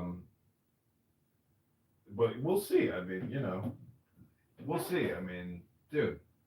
I can tell you, it's fucking February. Come June, July, August, like that. Even if I start, seeing her, that'll be like, 4 months away. Anyways, if we hit the 3-month mark, it's very, tempting to be like, hey, I'm just saying that in the summertime, communication goes crazy. There's so many chicks out and about, and every girl wants to go to the beach and sit on some fucking guy's boat and go to the playpen. So, I'm just like, she's a butterfly and a bee. I mean, why, in meditation, basically, I'm saying, like, even with women, like, you have to let it go. You have to clear your mind of a woman, a beautiful woman that you want to ravish. And how much did you spend? 100? Maybe like 60 on the dinner, and then another like 40 on the drinks. 50, $110. Did you go anyplace else besides Big Star? Yeah, we went to Violet Hour, that speakeasy across the street. Street. Yeah, where you were like, I'm Mr. White. Zach, we go to this place. They're like, do you have a reservation? I'm like, I don't know if I even said anything. And then Max is like, I'm Mr. White. And I was like, holy shit. And then they seated Mr. White and I. And then we're sitting there having a drink, and fucking Mr. White walks in, and he's a black guy. Oh my God, that's amazing. How did you know, Did you just guess Mr. White? No, he saw it on the registrar. That's beautiful. Yeah, I took a peek at the hostess stand and saw the name. And then you that was leave. good moves. No, they didn't say anything to us. Oh, really? Mm-hmm. We had already ordered drinks at that point, and they had availability. They just like to try to be uptight to keep the place, you know, with like a make it seem like it's, you know, a VIP place. But it's the shittiest bar you've ever been in. It's amazing how they like rip you off. It's a shitty fucking bar. They have these like uptight chairs that you can't recline, and it just makes the whole experience very uncomfortable. Like last night was uncomfortable, but nonetheless we still had a nice time. Like the chairs are just annoying. Good night kiss or no? Yeah, but it wasn't like she really returned the kiss. It was like she just stood there and I'm like sucking on her fat lips or like kissing her lips. There was like there was no real return of a kiss, which is not the best sign in the world. But I was like, I don't give a fuck. Like I'm going for it. Like, you know, grab him by the pussy. I mean, should have grabbed her by the pussy. That probably would have worked in my favor. You know, I mean. Can you like put your hand in the middle of a girl's thighs and just like go for it and like slowly creep and then like look for like look in the eyes and be like, if the eyes say no, then you go no further. But I'm just saying it's not really touching anything if you're just touching like the inside of the thigh, you know. But you just if she moves your hands away, then it's a no go. But it's like, anyways, that's what I'm saying. Like you can if you make your move, you know, you're not doing it wrong if you do it incrementally.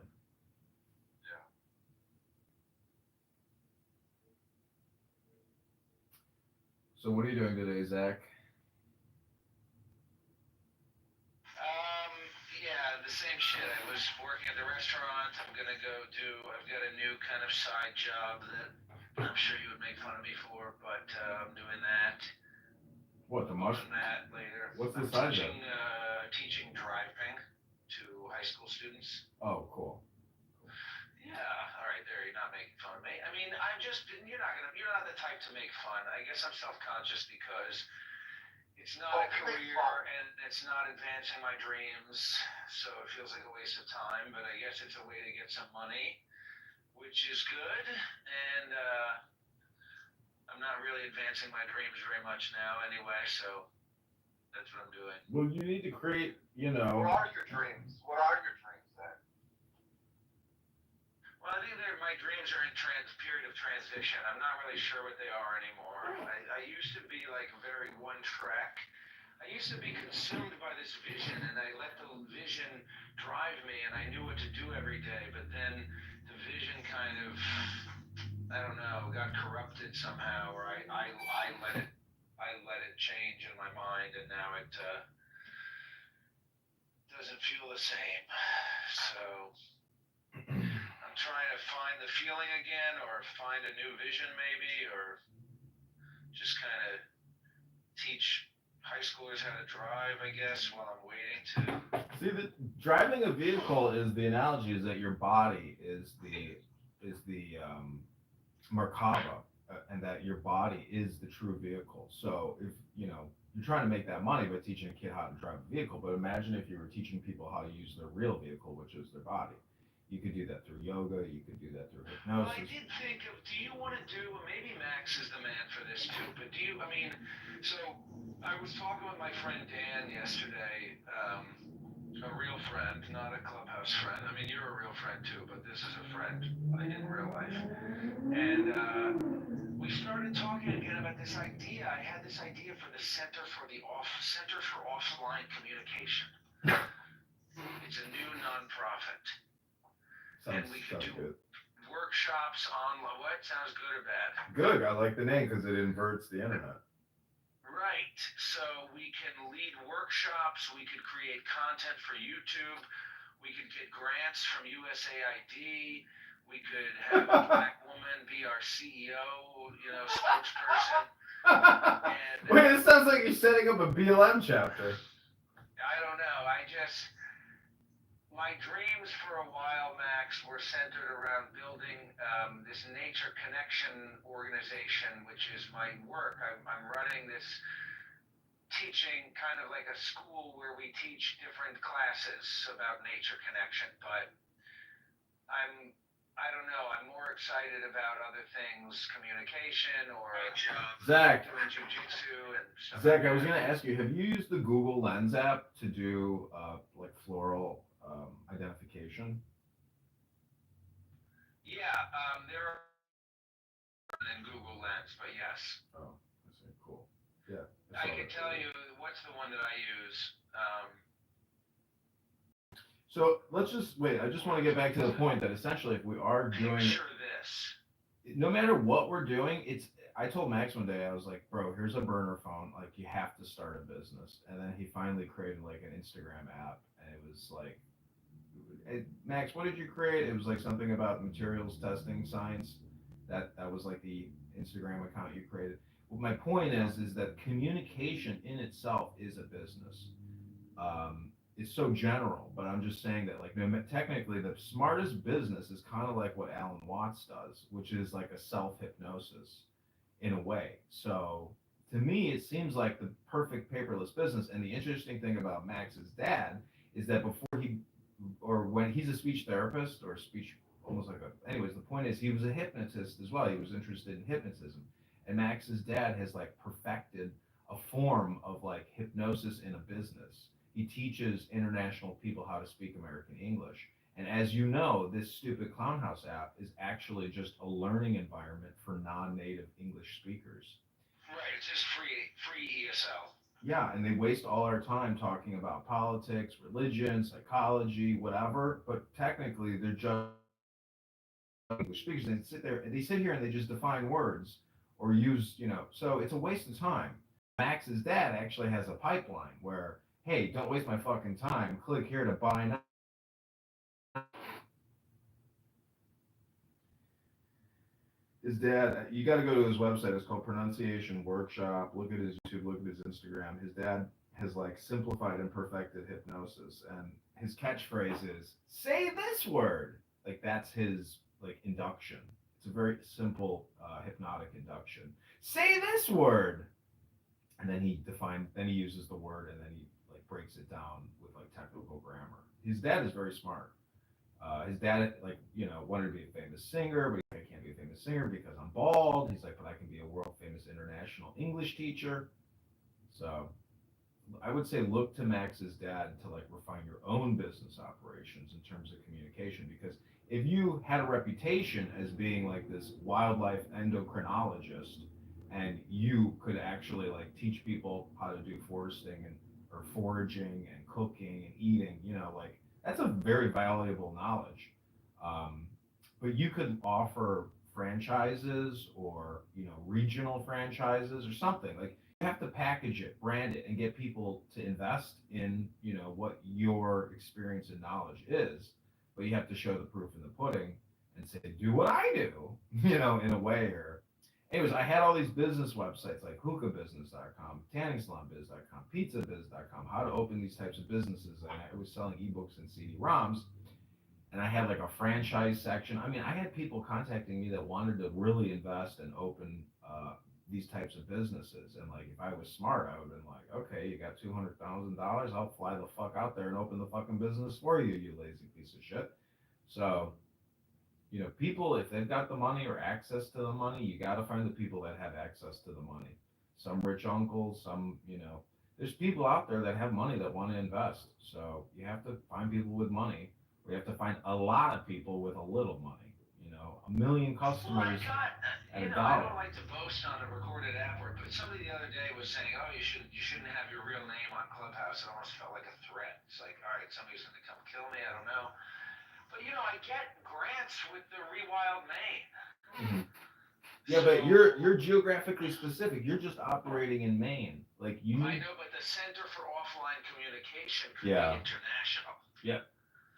And so, anyway, you might consider sitting on the board, being a part of the founding board of directors of the Center for Offline Communication, because my friend Dan White and I are looking for board members. Yeah, you can put my name on there. I mean, just, text me and I can send you any signature or whatever you need. But, There you go. I mean, anyways, the point is, the live streaming stuff, creating content, to me, that's the real business. Like, look at Dr. Pimple Popper. She's a dermatologist who can make, $500,000 a year or more in her practice, but her YouTube shit, her TikTok and Instagram and merchandise or whatever, she's probably making a fuck ton more on the content than she is in her actual practice. So that's where we want to get, essentially either with hypnosis or meditation, but really running the business through cell phones and being, it frees us up a lot. There's no overhead, there's no retail storefront. I mean, that's a fucking nightmare. Modern businesses are run from home in your fucking underpants in your mom's basement while you're smoking weed, drinking Miller High Life. That's all I gotta say. That's my opinion. Keep it simple, stupid. That's the principle. Kiss, love, joy, peace. That is the meaning of life, peace and joy. So that's the business, technically, Peace Joy Incorporated. What do you think? That's my pitch. I like it. There was always like dishes to be done at this time. I used to do my dishes at night when I was single, and I don't know. It's like we've been living together for a long time, and we're still not really in the same dishes habit. Anyway, Dishes there's is no dishwasher. Yeah, I got a Dishwasher? dishwasher. I got a dishwasher. It's nice. Yeah. Sucks not having a dishwasher. I mean, Yeah, it sucks. it's better to have money though than to have a dishwasher or even dishes to do. Because if you got a lot of money, you just eat out every day. There ain't no fucking dishes to do. Or you pay somebody to clean your dishes. Exactly. So we need to, find out how to secretly get money from people. Did you see that this one OnlyFans star? She has made 50 million. I can't remember her name exactly. Why secretly? Sophie Rain. Sophie Rain, 50 million net.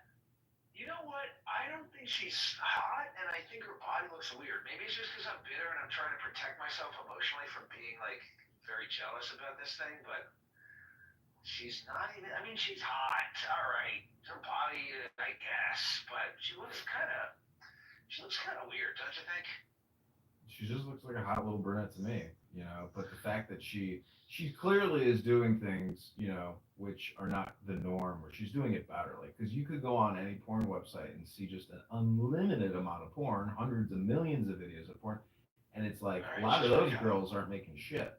But I've gone to OnlyFans and I've purchased content to see how it works. Technically, it's all just spam because you're buying videos and pictures that are not even fresh. They're like from fucking 10 years ago.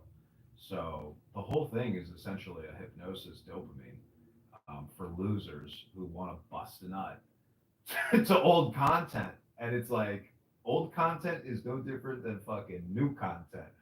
Fucking and video porn, it doesn't matter if it's like now or from 10 years ago. There's no fucking difference. It's all the same shit. It's just sucker losers who actually spend money on porn. It's insane, but it's a drug. It produces oxytocin. So, I'm not saying be a digital pimp and go all Andrew Tate, but I'm just saying be aware of communication and dopamine creation and hypnosis. We have to find a way, whether it's PG-13. I had a girl come to my apartment doing yoga in a bikini, and it was called bikini.yoga. And I was selling one-on-one personal bikini yoga sessions on Zoom for $250 a pop. And it was working. I had people that were like wanted to do, bikini yoga. And so I'm not saying we could do that again, but like I'm just saying there's things out there that you're going to have to create, which are essentially, opportunity costs for people that are going to click buy now. There's no other way to make the money. The money from the internet is still like pirate radio. It's a big opportunity to make money on the internet. It's a question of, also the other thing is CPAC, Conservative Political Action Committee. They have their annual CPAC meeting in DC.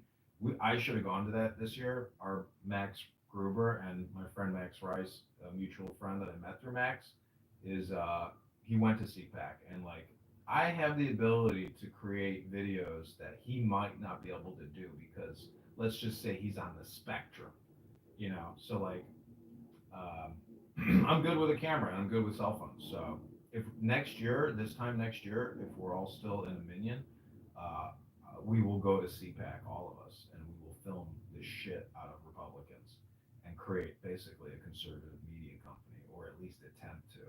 You know, if Ben Shapiro can do it, we can do it, gentlemen. That's my opinion. A serious one or a comedy one? Both. What's the difference? Because you know, comedy is what look at Jon Stewart and fucking our favorite guy. What's his face? I always forget his name. Primetime Stein, Alex Stein. You know, like he's only got like 200,000 subscribers on YouTube, but he's on TV. He's like on whatever network that is. You know, and his shit is crazy. The fact that he says he's married to a black woman, some black guy in a diaper. You know what I'm talking about? His cast member, the Ladante, or have you ever actually watched his shit? You're like, this shit's crazy. It's like on acid. But it's funny because you can't believe what you're watching, and you take it as like being literal or real, and you're like, oh shit, this is like all fucking fantasy crazy. It's funny.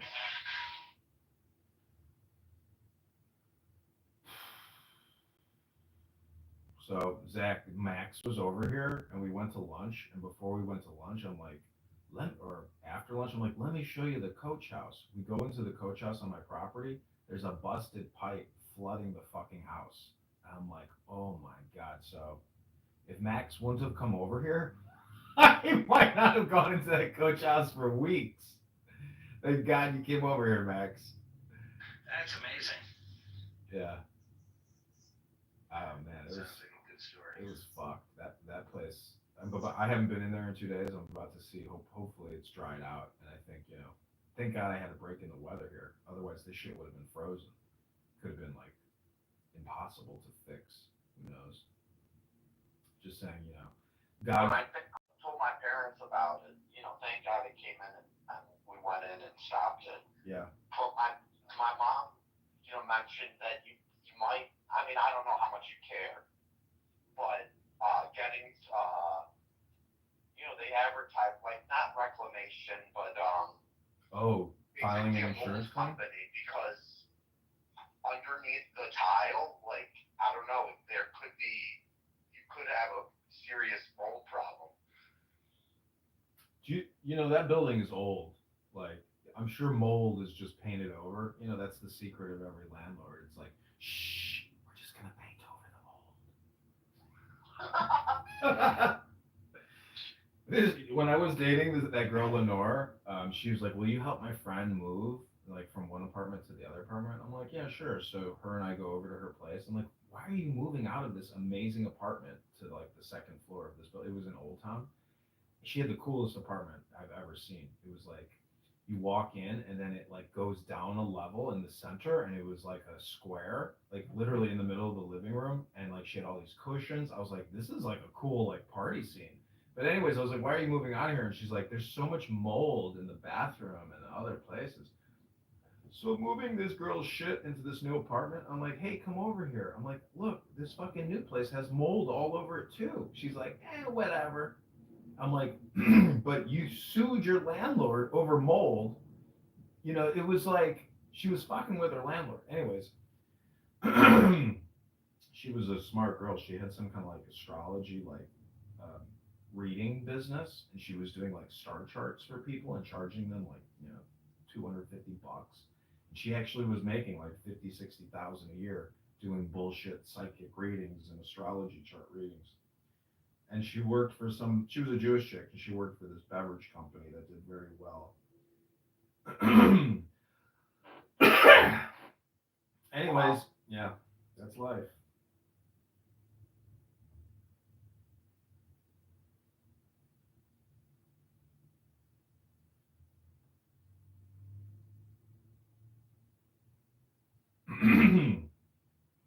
So Zach, you have any, Max is like not dating chicks because he's cheap, and he doesn't want to pop $150 out of his savings account to take some hot piece of ass that lives next door. This guy lives, Max lives in the epicenter of pussy, and he's not even swiping right. Instead, he's sitting at home eating Paternos, not going to the gym, not swiping right. Max, your brain is That the sounds problem. very sad. It is sad. His brain is the problem. It's almost as sad as my situation. Well, the whole point is to know, that you are the eternal self, the eternal I am. And the fact that you don't know that is one of the reasons why you're so lazy. Is because if you knew you had the secret source of the ultimate power, you would say, why am I so depressed? Fuck this. I'm going to go get some amazing pussy and eat a pizza after the gym. That's my neurolinguistic programming for you. That's the point of a minion, you know that, right? Is to like neurolinguistically program as a group.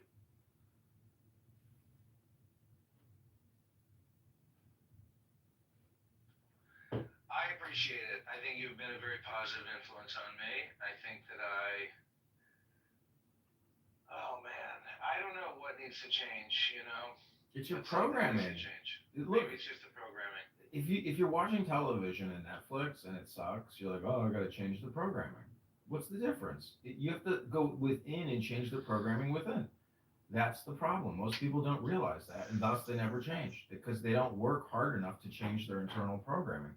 You have the Tanya, Max has the Tanya. Together we can read from the Tanya and program ourselves. But instead, we choose to talk about irascible, meaningless bullshit because, we're low IQ dumb people talk about nothing. It's like we think the Seinfeld show is better than the Tanya show, but truly the Tanya show is better than the Seinfeld show. Yeah, I hear you. Max, I've told Zach to like record the Tao Te Ching on YouTube. He actually did it yesterday. For the first time, he shot like a video of himself reading the Tao Te Ching. That was his programming. But Max, you have yet to read the Tanya and program yourself. Show me a video of you reading Tanya. You don't have to film yourself. You could film the book while you're reading it, but actually prove to yourself that you're actually doing neurolinguistic programming on yourself. That's the real therapy. Talking to a therapist is not going to reprogram you. Reading a good book like the Tanya is real reprogramming. It's real. It's actually in your brain. And if you have comprehension, you're really actually you're doing neuroplastic restructuring of your brain, which is what you need. I'm just put on gloves and go out to clean my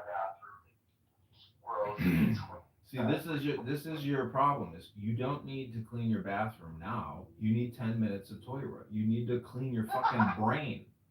That's your problem. And that's why you don't go to the gym. You got to clean your fucking brain. Going to the gym is also a cleaning of the brain. So, I don't know. I'm trying to be a person of positive vibrations. I hope it's helpful. Hashem sent me to a military academy and to the drill instructor school so I could yell at my favorite Yiddishkites and say, go to the gym and read a book, fatty! That's my favorite advice now. It's like instead of saying, vote Trump and go to the gym, fatty, it's read a book and go to the gym, fatty.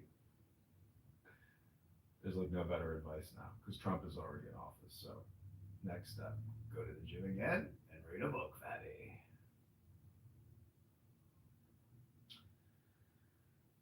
Any other comments, questions, ideas, or opinions on this brief but very important minion before Shabbos? What are you doing for Shabbos? I have no plans. Right. I mean, the rest of the day, I'm gonna go to the gym. I'm gonna drop off my car at Firestone and have them give me a quote, and then yeah, that's it pretty much. I might try to get something else done, but other than that, I have no plans. I'll probably do a sunset yoga class in my dining room to the sunset. Put that on YouTube, and then after that, I'll probably be back on Clubhouse live streaming. But what I do want to do is set up my first floor. Oh, Max, I was going to ask you. I will pay you or take you to dinner or something if you can help me paint that coach house now that You just told me. now that the flooding has stopped. Broke your back. I know, but two people's cuts it in half. But you're gonna have to put on a hat or something because honestly, when you paint, that shit gets on your face. It gets everywhere. Even if you go really slow, you're still always because it's fucking liquid. And when you paint, man, that shit splashes, and it's like, fuck, I just got paint in my eye.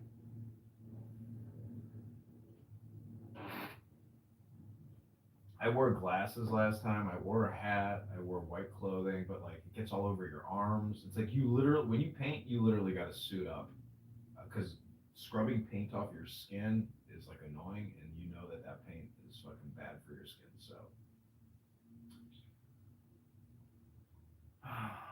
but yeah, dude, painting is a pain in the ass. But now that that place is flooded, like everything is fucked up.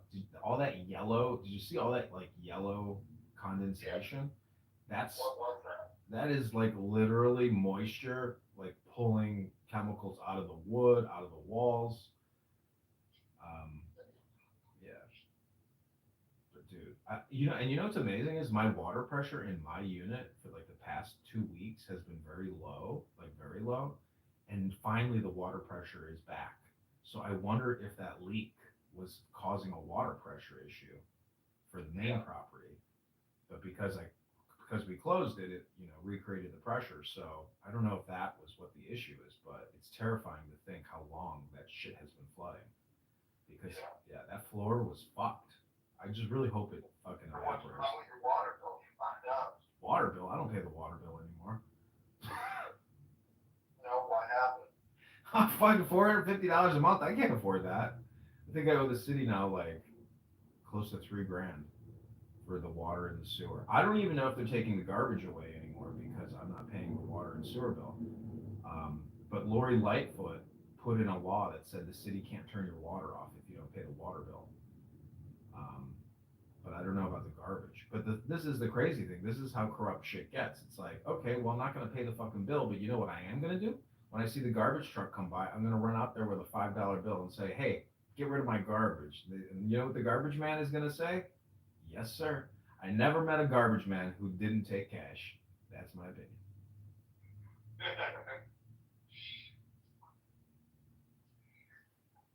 Because I put a bunch of like bricks and shit in the garbage once, and it was so heavy. They're like, "Sir, we can't lift your garbage."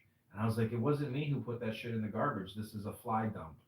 Like somebody dumped that shit." I'm like, and so yeah, like I wasn't gonna take care of it, but sure enough, I gave the garbage man. Yeah, I put the bricks in. But sure enough, I gave them cash, and they fucking did all the work because they're fucking garbage men. What kind of garbage man isn't going to take a bribe? What do you got to lose? You fucking pick up garbage for a living. You think somebody's going to complain because you gave you a little cash? But that's the yeah. Well, this is the why we are where we are is because of pensions. Like all these city employees who are going to retire and get their fucking salary for like 30 years after they retire. My dad tells me he's like, I can't believe I get free money every month at the taxpayer expense, but the pension system is broke like Social Security. There will have to be austerity. So anybody who's like young, they're like really fucked because the system is already so broke that the young people are the ones who are going to have to foot the fucking bill because when everybody's dead, they're the ones still paying the debt essentially to lawyers. Lawyers are the ones who are controlling everything. They're the ones who always get paid in the end. It's an amazing business to be a lawyer and to be juiced into the system. I mean, I see these IRS tax attorney lawyers, they don't do shit. And they're fucking pulling down huge salaries, and their pensions are huge. And they just sit there and deliberate, have meetings. You can see them pound out fucking, essays into these big legal briefings, and it's just like, you guys are in a communication business, and you're making a ton of money, and you have absolute job security. This isn't a real business. You guys are fucking just in the communication business. It's wild that, we go to work every day to essentially support lawyers who control the universe because they rubber stamp and do all the contracts and everything. So technically we all work for this guy Big Zed on this Clownhouse app. He sits there working, making money as he talks to a bunch of fucking dummies on the internet.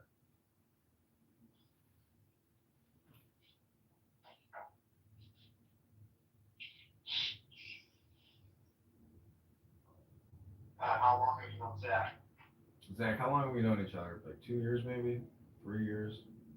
Yeah, I would say that I mean, I've been on Clubhouse maybe 3 years or something.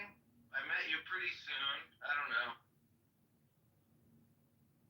On and off. I thought you were British for a long time. British man named Edmund. I don't know if Max is really aware of that. Yeah, you know. Why am I mistaken? Are you still on the Dakin on? Oh, no, now you're Adrian. Yeah. Well, how did you follow Edmund to Adrian? Like, did you publicize that you were switching identities? No, Edmund is from the very beginning. That was my first Clubhouse account. It was called Edmund Dakin because of the streets. But no, the transition to Adrian started like 8 months ago because. I know, but like, how did people follow you? How did people know that you're the same person on Clubhouse? They know my voice. That's the thing, is everybody. Even when I go into a room with a new profile and I try to do a fake voice, everybody's like, "Is that fucking Edmund?" It's Edmund. So you're really famous on the platform.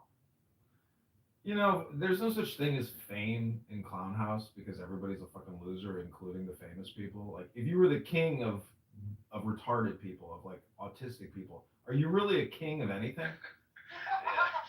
There's no reward for fame either. Like, everybody knows Edmund Dakin as the troll on Clown House, but it doesn't go any further than that. Yeah, if this app had like a tips function or some kind of like a subscription mode, you know, like I could have like maybe 100 people paying me monthly to be an asshole. But no, there's not. That's why this app is the dumbest fucking piece of shit in the world. Is it takes everything from you and gives you nothing. Zach, are there other personas on Clubhouse like Edmund, like Adrian? No. I mean, look, no homo. Are there multiple people like, or is he very unique? No, he's very unique. He's a very special boy, and I think that he has a lot to offer. And I'm very, I'm very much in approval of his behavior. No homo. Somebody on YouTube named Seasoned Troll wrote, "Dude, you have perfect shaped head for a bald guy." There you go. My There you go. See, you do it long enough and the people will find you. My dad told me that once too. I was like depressed because I was going bald. He's like, "John, you got a nicely shaped head. At least you got a nicely shaped head."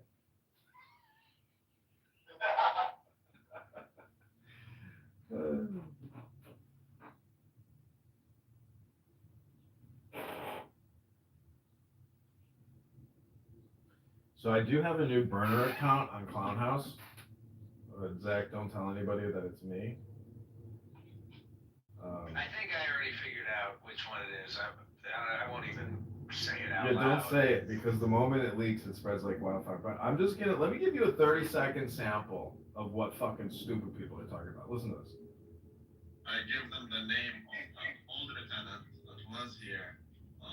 There's never been a and they wrote down my name, and I had to prove that is my name with an ID. Yeah, if it was the bank, now they're gonna be like, oh, this guy that used to live here, and you tried to sue them too. There you go. And Lou, can you imagine how long it took the police to just write down his? Oh my God. It's kind of cool when you use Clubhouse on an Apple. Like, it actually uses the bottom speakers and the top speakers, like for individual speakers. It's kind of cool. Android doesn't do that. Android just uses like the speakers, but Apple actually separates out the speakers. It's pretty crazy. I haven't used Clubhouse on Apple in a long time. Okay, any other final comments, questions, thoughts, ideas, or opinions as we end our morning Shabbos meditation? Right, good Shabbos.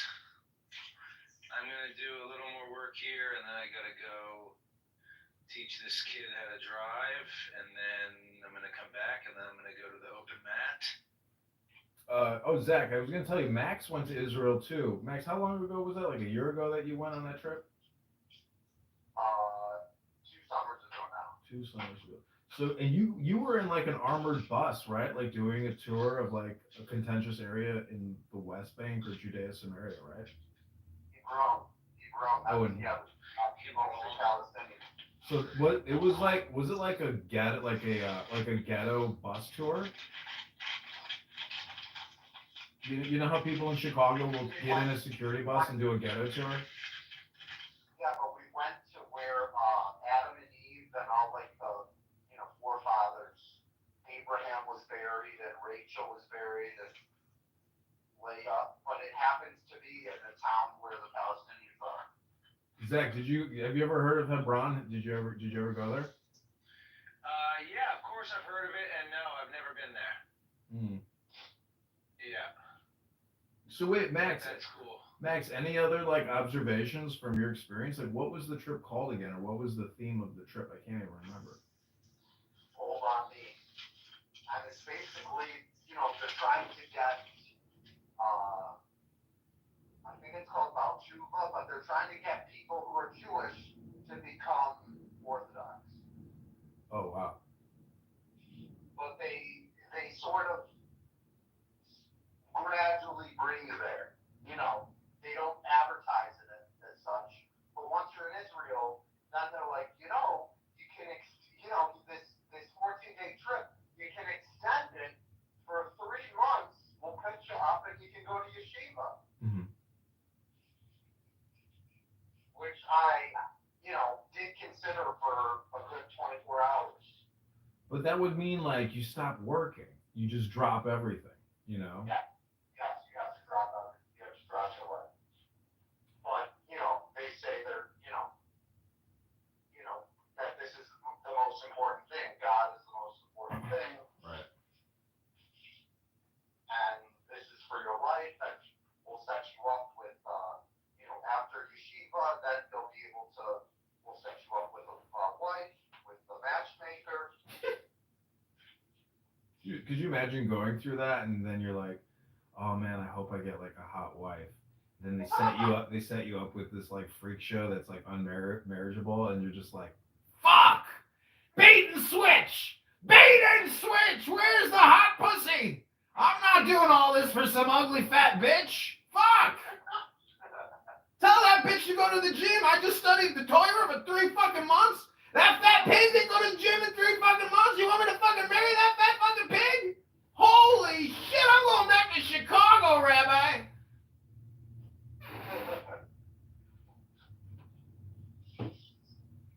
That's my Sam Kinison voice. Like I'm essentially like, if I'm gonna do stand-up comedy ever, like open mic night, I am definitely gonna do a screaming comedy routine.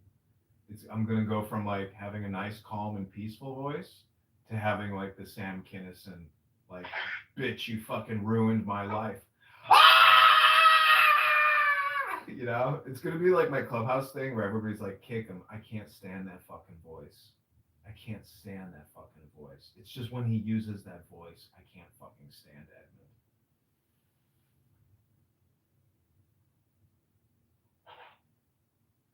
I want to go to that Zanies. What I really want to do is rent the stage at Zanies for an hour and then turn my back to the audience and then like live stream a Clubhouse session of like the most, the biggest pieces of shit, and then trolling them in front of an audience.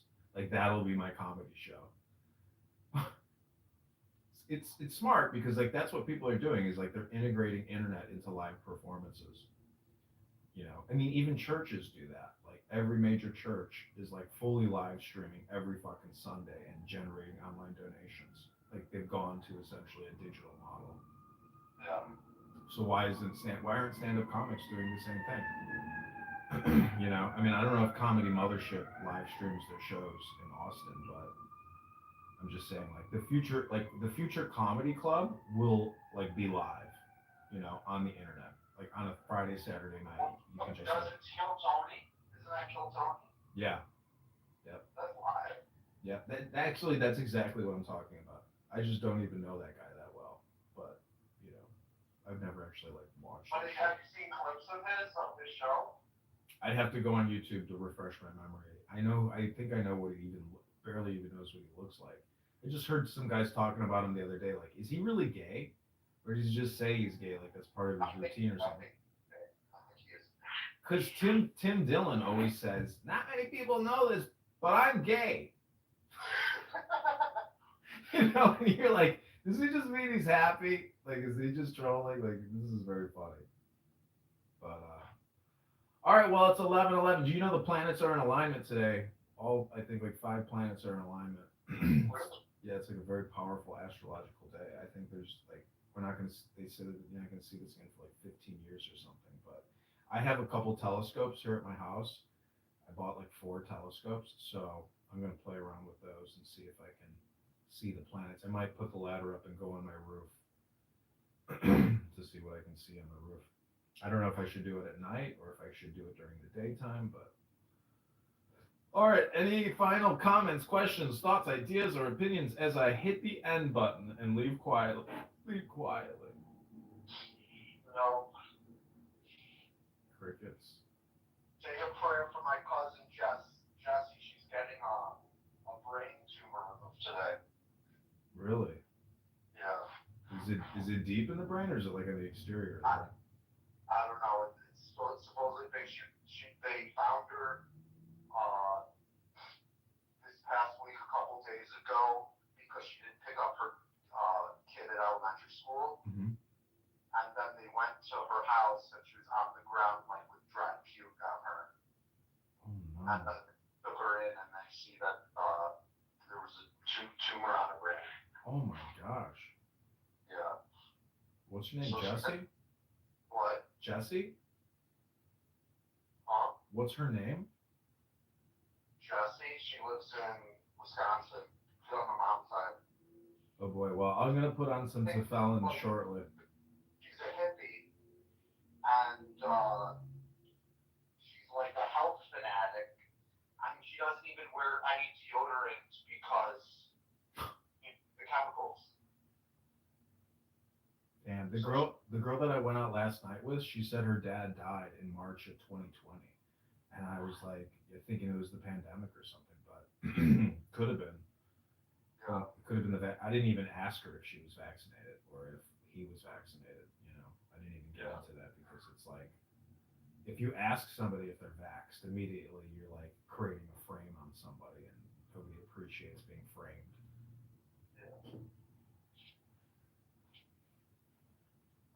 All right, well, I'll say a prayer for Jessie and her family. And I'll say a prayer for you too, so you stop eating like a pig and go to the gym again like a man. Yeah, I'm gonna go to the gym, so say a prayer for me for getting back to the gym.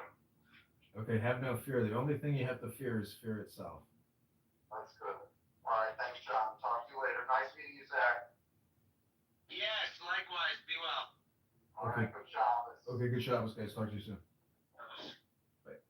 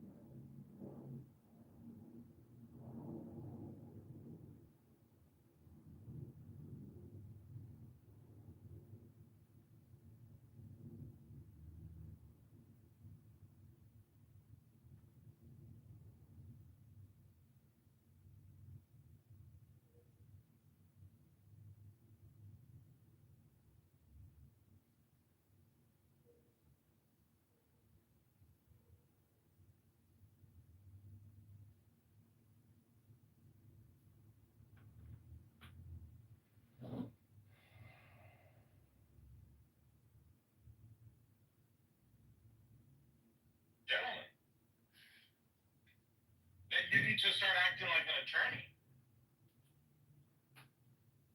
I will. I got them. I do believe I got them by the balls. I'm still waiting for their response. Dude. I'm highly certain at this. Well, I wouldn't say certain, but I'm pretty. I do think it's the bank that sent the police over to my place with a fake name and everything to scare me. There's no other. This never happened to me. Maybe next time they'll just deport you.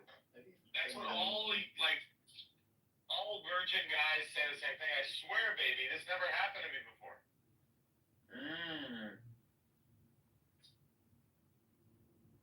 I'll do better next time.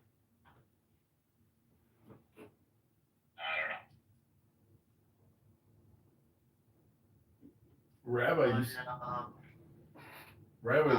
listen to Rico. Rico's a white guy. And they tend to be really good about staying out of trouble. Nigga, you can't deport someone for not breaking the law. That's not how it works. Like, I have a cleaner record than Please don't scroll. I'm just trying to become a good content creator one day. Well, that's John's a Jew. John, would you speak to the police? Please don't scroll. If you No. have done anything wrong? No, number one rule is just be polite and respectful, give respect, but do not talk to police. It's just the number one rule of law.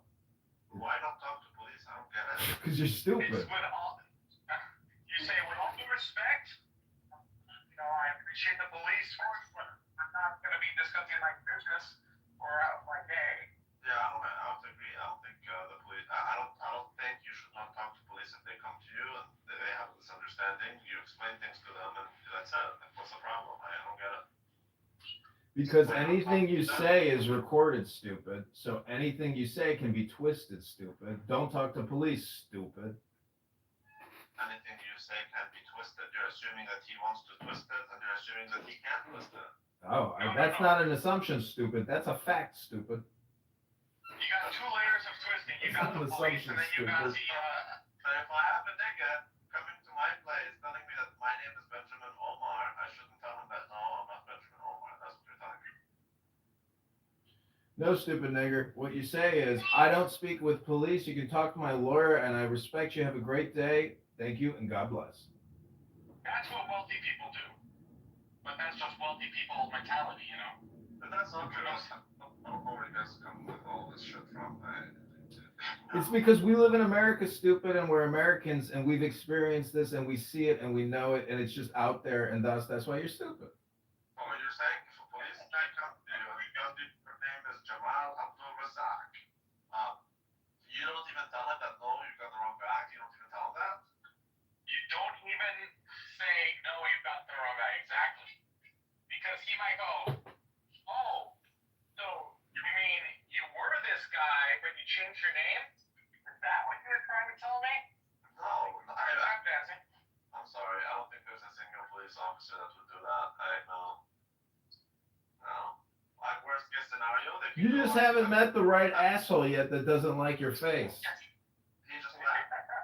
I think worst case scenario, he might come back and say, hey, we saw that this, and that. And then, okay, I'll tell him, okay, you know what? I can prove it in other ways if you'd like. And it's like, yeah, there's problems. Yeah. But right now, what the record says, based on your opening your mouth, it says that Omar lived in that building and has now moved out. That's what it says now. That's the official record. Yeah. Whether you want it or not, it's a lie. It seems like that's how it. No, but I told him that that's not the case. But I don't know how he proceeded with that. But I told him that there was never a Benjamin Omar here. I can assure you. I know, but the record says there was. It's just that he's not there anymore. Okay, but that record is easily proven to be false if you look into the building records. You are right now, as it stands, based on the record, potentially an accomplice to whatever he did. You have to hire an attorney. Do you understand what I told? I'm the second tenant here, and the first tenant is not Benjamin Omar. Yeah. Omar was never here, dude. And now you have to hire an attorney like $350 an hour to like deal with this. No, I don't. What the fuck are you talking about? You guys are insane, man. Listen, we're not insane. We're just trying to give you practical legal advice, which is don't talk to police. Let your attorney talk to police, because anything you say can and will be held against you in a court of law, stupid. They never say it can be used in your favor. They don't say that.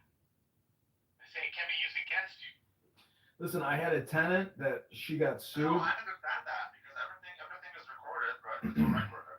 So yeah, it can be used. Rabbi, against the saying is, how can you use it against me that I'm not the guy you're looking for? Rabbi, the point is, stupid, that, you know, you see that fish on that wall there? You know how that fish got there? It opened its mouth.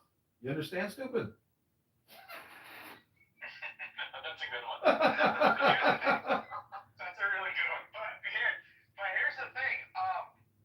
Randy, see, you think it's recorded on a body cam. Don't get it twisted here. It's recorded by a human who has decided that what you said can be interpreted as Omar used to like you when you moved out. Tell you, there's like a million agencies in this country that can prove to you that I am not Benjamin Omar, dude. Dude, I am not if I told you I've been confused with people. I could tell you stories, you wouldn't even believe me. Okay, that's fine, but I can prove it by many different channels. What do you want? Who do you want? Prove it. What do you want? Do you want my character? Do you want my previous 3 residences? What do you want? Do you want to go to the Jordanian embassy and ask them also who I am? Do you want my driver's license? Do you want my foreign licenses? What about my foreign bank account? What do you want? Because the whole time that I'm Benjamin Omar, dude. My name is not Benjamin Omar. I assure you. Wait. This is retarded, dude. Do you think that like a credit card scammer is like, oh look, I'm not the guy that I pretended to be? No, I'm telling you that every single agency that has any record on me will tell you that I'm not Benjamin Omar. I understand. Just like the credit card scammer, Tyrone Gibson, will tell the cops, look, you can go to any DMV and see that I am Tyrone Gibson, not Chin Kufa, the person that I stole an identity from. Nigga, do you want It makes no sense. Do you want my educational certificates? What do you want? You're missing the point. You're not understanding it. Do you want my birth certificate? But why would someone who's committing credit card fraud not use a fake identification? Yeah, you impersonated someone. Yes, you are Randy McDickerson, but you impersonated Omar Benjamin. Who's Benjamin Omar? Who said that there's a credit scam? Exactly. You see? You don't even know what he's wanted for. Yeah, I have no clue what he's wanted for. So let's say it's identity theft. Why would a guy have evidence of the crime he committed at his house? Of course he'd have evidence showing that he is who he is. No, not Benjamin Omar. He said, from what I understood, is that Benjamin Omar told them that he's here. If you were very smart, but this would be very difficult, right, John? You could only talk to the police in the form of questions, where you're asking them questions. This is total IQ. Benjamin Omar. What do you think? It's fucking Clubhouse when you talk to the cops, you fucking idiot? I don't know if Benjamin Omar did something wrong. Because he's the one who told them where he's at. It's true. Exactly. So what I told you.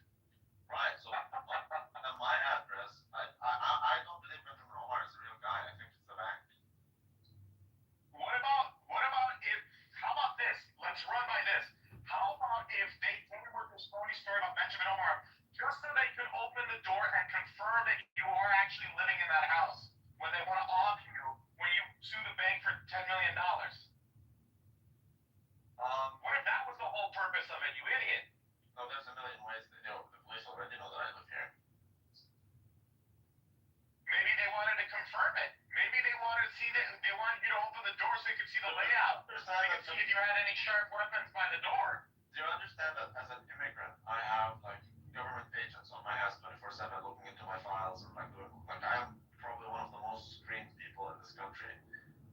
Sorry to hear that. Right, so I don't care. Like what? Did you think I'm not sorry to hear that?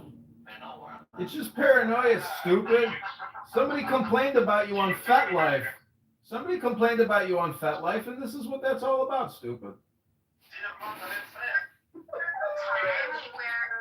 Where Mr. Edmond called the police because there were people in front of his house that were suspicious, and he called the police. Why are you homeless in every person? I thought it would be fun. I don't know. I was bored, and I just created it.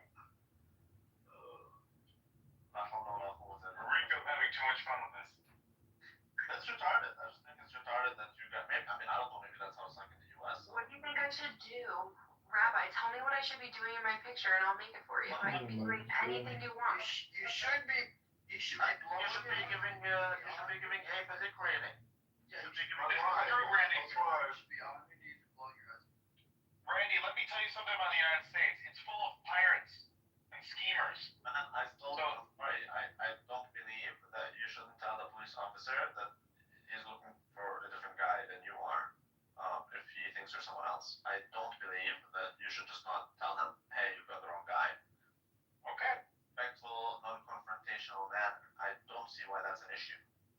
But like you said, you already, by the virtue of being in Canada, have agreed to take it up the ass on a regular basis. But Americans have rights. Yeah, like You see? like an immigrant cut. So as an American or Canadian, I have the right not to talk to him. I don't see why I would do that. I simply told him, sir, you got the wrong guy. My name is not Benjamin Omar. That's it. Here's me on my knees, guys. Here you You go. sound like a Benjamin Omar. No, Benjamin Omar is a nigger. No, it's Ilhan Omar's brother. Oh. So what do you think of this picture of me on my knees? See, it didn't really put me on my knees. It put me like kneeling. So I guess the next man that I do this for is gonna be tall because like. Amazing. Well, can The next man, no, you do it to your man you have right now, Danny. Danny, no man's gonna, no Can second. you do an AI picture of you squatting from the behind while you look back? So I'm gonna ask AI to make a picture of me looking back at it. As you squat, that's right. Okay. That's right. No pates.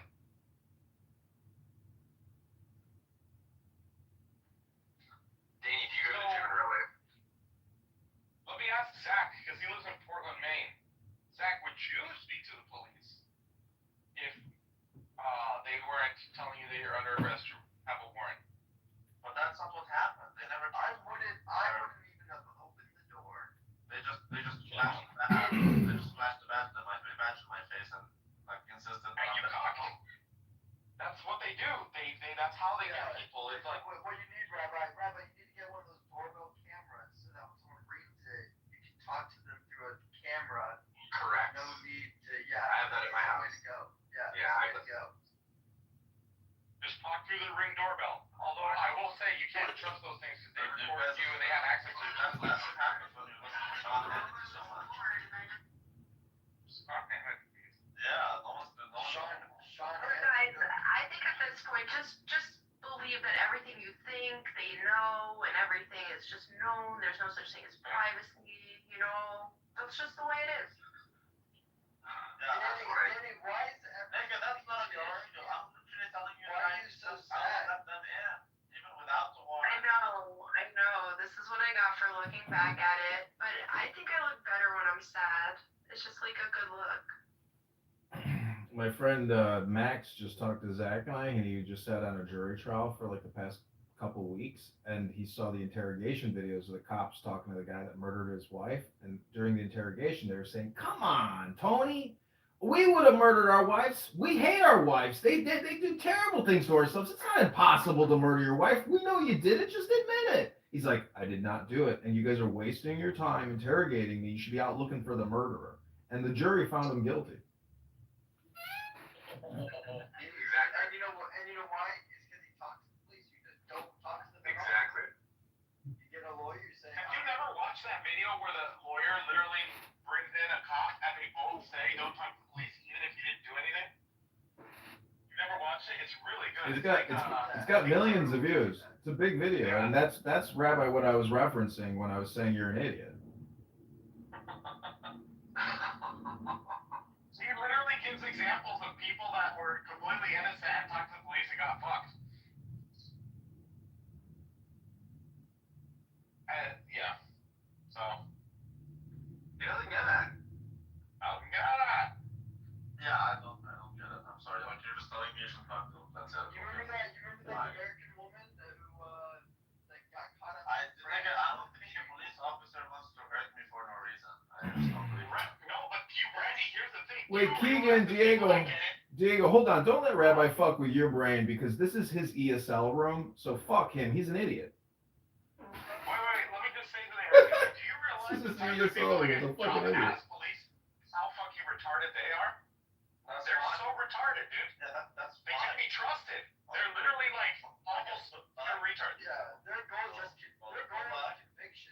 Good luck putting me in prison for being someone I'm not. Like, I can easily prove you wrong, dude. That's what I'm saying.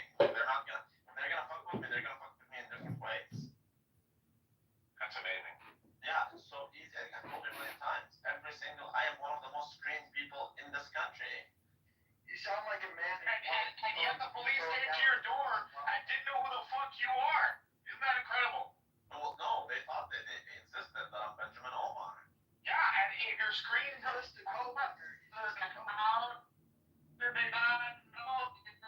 because what I'm saying is in the future, like the future step, if the police officer is that nefarious, I can easily prove that I'm not fucking Benjamin Omar, dude. Easily. Like in less than 2 minutes, I can come to you with more than like 10 fucking, I can come to you with 10 different organizations that would swear that I'm not Benjamin Omar. yeah, but the question is it admissible in court? Of course You don't know. You're not a lawyer. You don't know that. Yeah, I do know that there are government Well, now, worst anarchist ever. There's a million government documents on me proving that who I am. Yes, but will the jury see it? And if they don't see it, you're still fucked. You're still Benjamin Omar. If I was a jury, I would That's make how sure. it works, man. You understand the screening immigrants go through? Like, the government has on me much more than they have on the Canadian. Amazing. Yeah, somehow they didn't have profiles. Yeah, I love that you think this is like a complaint room and anybody gives a fuck about what actually happens to you. Like, I'd be happy to see your ass back in Jordan. I can give two shits what happens to you. Two shits what happens to you. Like, I'm not even saying that. Like the story that happened. They came to my place. That's it. I'm not even complaining. I think it's funny. But they think I'm a black guy called Benjamin Omar. But I do think that's the bank. I do believe it's the bank that's trying to fuck with me. Is your smoke alarm tripping? No, but I'm suing the bank, and I think they're trying to. I actually had a knock like that one time, and they were they could not tell me who they were looking for, but there were a bunch of them outside the door. I said, "Who are you looking for?" And they said, "Just open the door." I was like, "Yeah, but who are you looking for?" And then they just left. I was like, "Do you have a warrant, or what are you trying to do?" They were in plain clothes too. Guess every time that I interact, I'm having trouble with this conversation because I'm not a criminal. I'm not a criminal either. Nobody's a criminal. How can you be a criminal? Understand. Never interacted with the police in this type of fashion. Have you ever interacted with the police, Zach? Yes, several times. When I You're not a criminal. Well, I mean, yeah, I called the police several times and they have helped me. Okay. Because you're not. Peruse their services. Did they help you or did they file a report? Well, here's what I'm trying to say. No, they helped me, actually. Zach, TD Bank called the police and they helped TD Bank go and see Randy's face to make sure he lives there. Bro, there's a friend who sent me a message now saying. Oh, were they wearing a body cam? Maybe they needed to collect your face. Maybe if you were like robbing the bank or committing some other sort of fraudulent criminal activity trying to manipulate or otherwise extort the Benjamin bank. Omar is basically an authority. The bank has never called the cops on me. I've gone to the bank 20 times. I go to the bank every day. Not every day, but I go to the bank sometimes. That's very Jewish of you if you went every day. Every day I go to the bank. Jews have money. Jews have money. We need to do No, something Randy, with what do you- protecting the banks. Forget about it. Doesn't matter. Alright, well. Damn, Randy, you got, bitch. Bye-bye. It sounds like you guys are kind of like some degenerate criminals. It sounds to me like Dickerson and Diego both have the same problem. What, Diego, are you getting sentenced? Like, what's going on with your Alvin Bragg situation? No, dude. I am innocent just like Randy. I just disagree about talking to the cops. I would never talk to the cops. I mean, I have never done anything wrong.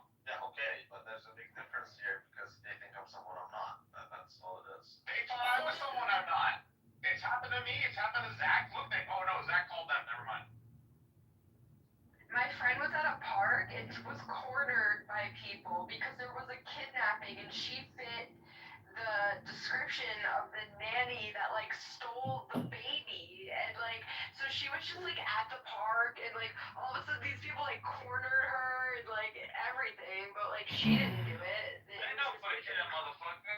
I get it. Listen, one time my friend shat in this girl's locker in junior high, and so the principal calls me into the office and she says, John, we know that you did this. We know that you put excrement in this girl's locker. And I burst out. I burst out laughing, and I said, "You think that I would waste my time shitting in somebody's locker?" And I couldn't stop laughing. I was like, "It wasn't me. You're gonna have to keep investigating." And she's like, "But then we know that you know who did it." I was like, "How do you know that I know who did it? Who would shit in somebody's locker?" I was like, "I don't know what to tell you, but I got nothing else to tell you." And it turns out it was my Jewish friend Jordan who shat in her locker. I did know that it was him because he called me like that afternoon. He's like, "You won't believe what we just did." I was like, "What did you do?" He's like, "We took this girl's stuff, put it in a bag, shat in the bag, mixed it all up, and put the shitty stuff back in her locker." I was like, "What? You did what? Why would you do that?" Were you like, I can't tell you who it is, but that shit is shut? Yeah, I didn't rat him out. I kept my mouth shut. But he got busted a couple days later. So he got suspended from school. I told my dad, I didn't tell him about the shit story, but I said, "Dad, will you call me out of school so we can go to the Cubs game?" He goes, "Sure, son." I said, "Can Jordan come?" He said, "Sure, son." So we brought my friend Jordan, who shat in this girl's locker. We went to the Cubs game when he got suspended. Birds of a feather. Were you a mastermind behind it? No, I wasn't. I would have no desire to shit in somebody's locker, but the. Did you have the desire to like get the guy to do it, and then like? No, this was like an unexpected, disgusting thing that my friend happened to do because he was, having a mental health problem, probably. Who the fuck knows? I don't believe in mental health problems. I'm just saying he was being stupid. Motherfucker, you believe that once accused of being someone by the police, you shouldn't even tell them that you're not that someone. I mean, I don't know. It doesn't matter what you believe. No, stupid. You say you got. You say, "Officer, I'm very sorry, but you have the wrong person, and I decline to speak with you any further. And I wish you have a great day. Take care. God bless." That's it. And then you close your fucking door. You come back on Clown House, and then you come on here and you complain that the cops are trying to fuck me for something. Motherfucker, I would rather prove to him I'm not that person so that he doesn't come back to me next time. I'm not that guy. This guy has never been here. I can prove that to you. And you can actually, if anything, you should talk to the building. I am not Benjamin Omar, nigga.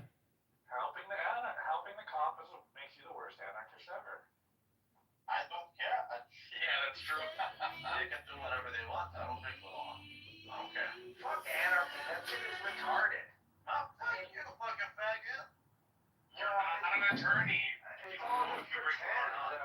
See, Rabbi, we're not the people here with anxiety over your police problem. That's a you problem. And we don't think you're dealing with it properly because we think you're a fucking moron and you haven't even seen the YouTube video that says don't talk to police, stupid.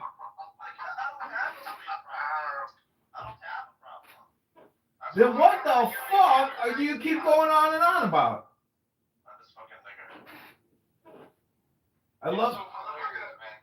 I love how much stress and anxiety you have, and you're here you're even raising your levels of stress and anxiety. I love it. I love seeing you in distress. I don't know, is that a me problem? I don't know, it's just boring. Man, you give me fucking, not only diarrhea, you give me the sleeves. That's right. Well, it is very depressing knowing you're going to get fucking deported. I don't know what to tell you. It sucks, but sorry to hear the bad news. It's 2025. Nobody gets in trouble for anything. You have to really do something back. They cannot be deported. Diego, you're going to jail. Have you gone to like a jail consulting service yet to find out how to keep your ass dick free? Dude, I'm not Omar Benjamin either. Benjamin Omar. I mean, when is your sentencing? Because the bullshit we read about Alvin Bragg doesn't say anything about your sentencing. Like, when are you getting sentenced? Sentencing? What did I do? First you gotta prove I committed a crime. I'm like, Listen, just mod me, dummy, and I'll pin the link and explain it. No, you're not. You're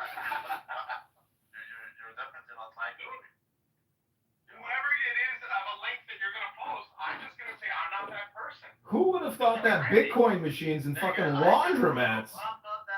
It's kind of funny that you were like doing money. It's amazing that you were doing money laundering in a laundromat. It's genius. Nobody cares about your story anymore, Rabbi. We've moved on to Diego. Just shut the fuck up. Who would put a Bitcoin machine in a laundromat to launder money? It's genius, Diego. Genius. I think you're an entrepreneur, but Alvin Bragg is the piece of shit. I'm on your side of it on this one. Well, I appreciate that you're on the side of whoever it is you are confusing me with. But I'm not that guy, just like Randy's not Benjamin Omar. Well, when you disappear from Clown House for 2 years, we'll know that you were that fucking guy. You wish such a bad thing on me, man. It's not me that's wishing for that. It's what I've read. If you can't defend what I've read, I don't give a fuck what you got to say. I've read books written by Joseph Goebbels that say all kinds of things about you. Kick this thing! Kick it! Punish him! Silence him! Reject him! Exile him!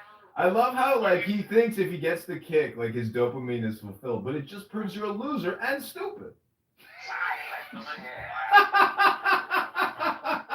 Okay, I'll move him down to the audience.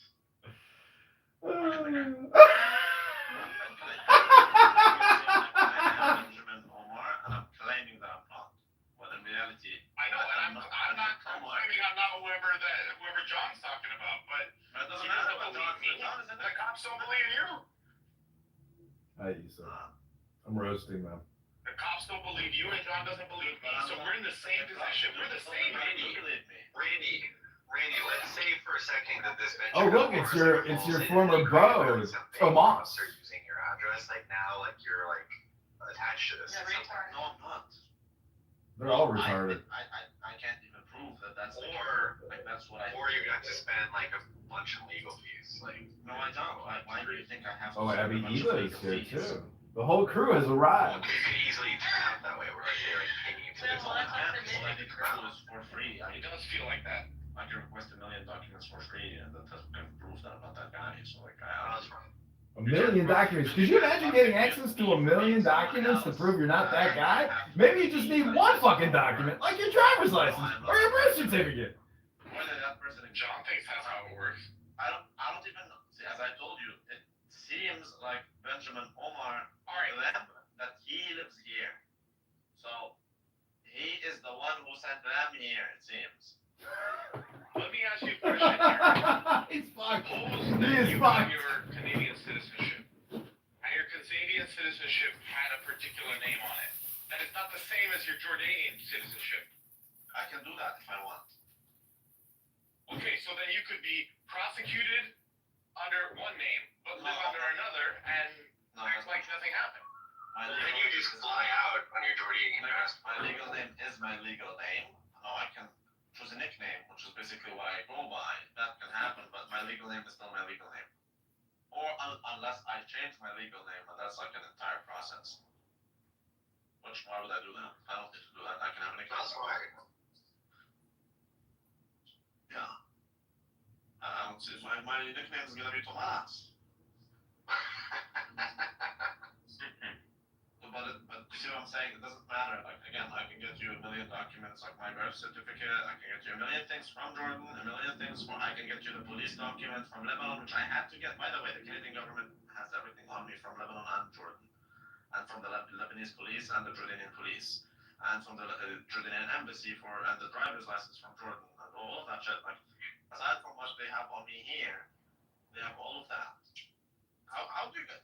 See, that's the thing. How do you think immigrants get screened? Do you think immigrants don't get screened? Do you think like they just let us in, or like how do you think it goes?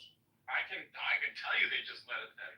No, You should find out about how my family came to America. Dude, we are screened like fuck. That's not my experience. Not the Mexicans. Dude, they know every single place I was at for the past, like ever since I was 18. They know every single thing. Otherwise, they won't let me in. This is part of the immigration process. We're not gonna accept it. Hey, if you're gonna take it up the ass that much, why didn't you just go to America and do it there, where it's the payout at least is more worth it? I'm not taking it up the ass. I don't mind them knowing this thing. You like like it. Well, you're not a good candidate to be an American then. We don't like that kind of stuff here.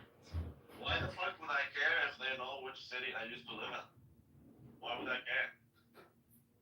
Like, why would I not want them? Why would I want them not to know which country I come from, for example? Privacy? Yeah, but okay, but like, are they invading my privacy? I mean, they're just verifying that I am who I say I am, which is totally understandable. Why would I not show? If not, why would I say I am? Birth certificate. So I'm gonna be a Canadian citizen, but they don't even have my birth certificate. Is that reasonable? Of course not. I'm gonna give them my birth certificate. So that they know I am who I say I am, and my parents are who I claim they are, and blah blah blah blah. Yeah. Right. So what's the problem? Yeah. Exactly. Then basically, in your paradigm, it's like me, for example, right? You know, I'm a Hispanic. I got Hispanic name. You're not a Hispanic. I chose to take on a legal, fictional name. It's a very common name, and now John thinks I'm some other person. You know? Yeah, but no one cares. Imagine if I had chosen Benjamin Omar, then I'd be screwed. Yeah, but no one cares what John thinks. The police can't go after me if they themselves can prove that I am not the guy that they're looking for. I can even give you a blood sample so that you can know that I am not that guy. Yeah, I don't trust blood samples, but yeah, I get you. Regardless, they know who I am. This is hilarious. I told you Robert Taylor isn't his fucking name. Omar, or it's someone claiming to be him, or someone sent them to this It was place good. where they We'll think see. I'll that see. he is in Yeah, this I mean, I place. gotta. I did. I was like, I told my friends, I was like, wouldn't it be funny if I told her, like, I'm canceling the date because she mentioned Drake in her profile? need to assign that to somebody and convict She's like, did you screenshot and send that to your friends? She calls her dog Drizzy, because I guess that's like Drake's nickname or So something. maybe they think I'm someone who steals bikes. I mean, I don't know. Obviously. That's exactly what they think. Be black. Right, so then you're gonna have to prove that. Do you want to see my bank? Do you want to see my banking info? To see the movement of money? Dude, I don't have to prove anything. I just have to charge you. And a jury of 12 idiotic Canadian immigrants are gonna just find you guilty because they'll believe whatever they tell them. That's right. That's how it works, though. It is how it works. I'm telling you, that's how it works. Exactly. The fuck it works. Randy, I could have how it works. I 100% agree. They can't try me for being someone I'm not. Like, that's just not how it works. But Randy, I could have a letter of intent from Danny saying she'll eat my asshole. What does it mean? I'm gonna sue you for being Osama bin Laden. Like, how does that make, and the jury will find you guilty? Like, is that what you guys actually believe? Wait, who just said that? No, but there's been new evidence that Osama was innocent, and it was actually Rico that did 9/11. I don't do that. You guys are Listen, Diego, I love how you legally changed your name to Robert Taylor. It's fucking genius. Because I have actually created a fake identity called Robert Taylor because it's such a generic fucking name. See, there you go. So you're the guy in that fucking whatever the hell you're talking about. No, I assure you, I'm not the guy that put Bitcoin machines into a laundromat to launder money. That's crazy. Why would someone do so? It sounds like a troll, honestly. Why would someone do Pretty such smart. a crazy thing like that? Honest to God, it sounds like something I would have done. But I'm not smart enough. I was actually selling Frito-Lays and sodas, not fucking, cash. It's very smart of you. That's not smart. That's not smart. I agree. It's back-breaking work. Back-breaking work. Yes, it's a bag of Frito-Lays. It's about 20 pounds. I wonder how many cases of diabetes you crossed. I just love. Does that mean I'm laundering money because I have Bitcoin? I just love how this. Exactly, that's exactly what it means. This is the thing. It feels like someone's stealing money from me. Bitcoin's imploding. See, this is the greatest thing about the dumbest people on this app, that they actually have major legal problems ahead of them, and thus they're the really dumbest people here, but yet they profess to know everything. It's unbelievable how the stupid people are the ones who are in big trouble, and they claim they're the smartest people here, that they know everything, like Rabbi and Diego. They might even lose their rental property. What are you talking about? I'm the one. Imagine losing your hair. No, I am team everyone in this room. We're gonna figure it out. We're gonna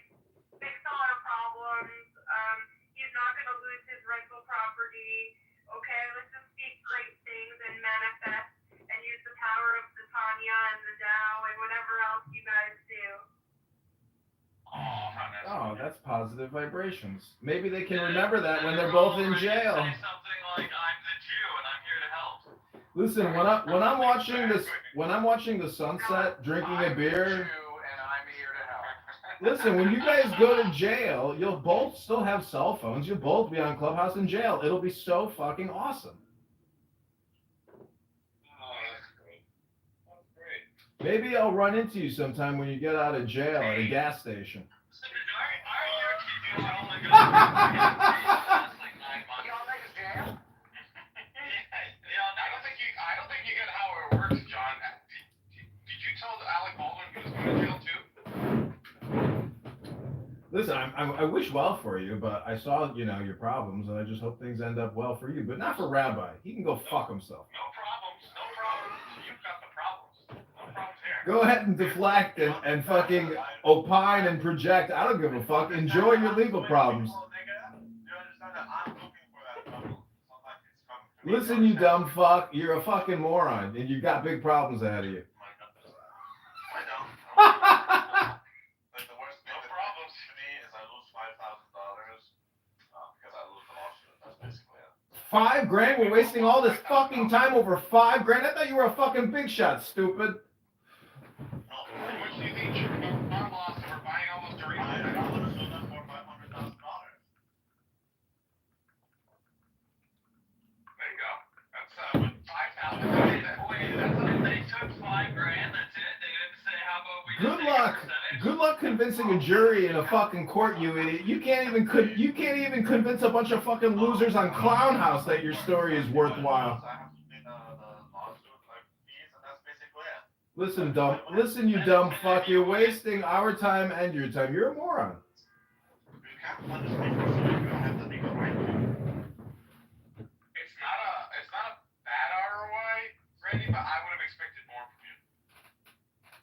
I was thinking 1 million, but I think that's too much because the administrative costs of money. The bank just. Listen, you're a delusional fucking moron wasting our time talking about nothing. Just go ahead and kick me because I can't stand listening to this stupid shit anymore. Alright. Look. Just so Randy. Put him out of.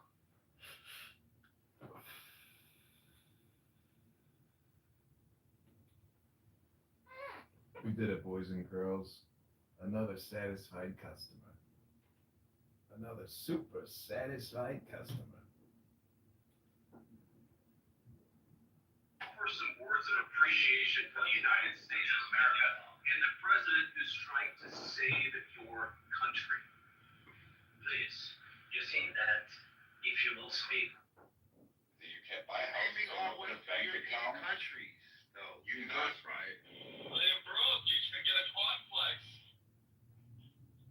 Well, if they, okay, you know what? Maybe I could. If they pay me $500K, I would be able to do that. Interest rates are coming down. You might be able to. What is the next one? A syncplex? I don't know. I just want positive cash flow. Well, that's right.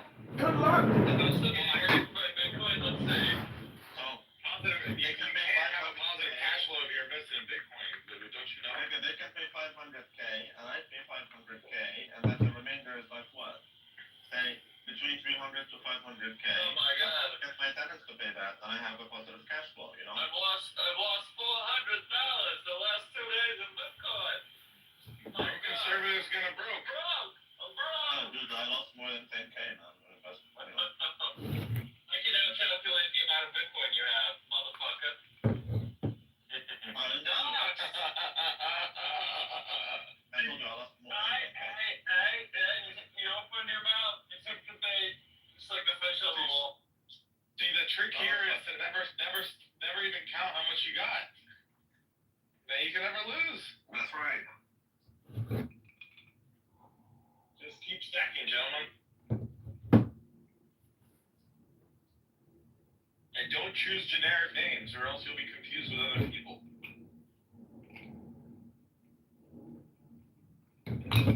Benjamin Omar. I mean, Muhammad would have been worse, but. You know, dude, imagine on the no-fly list.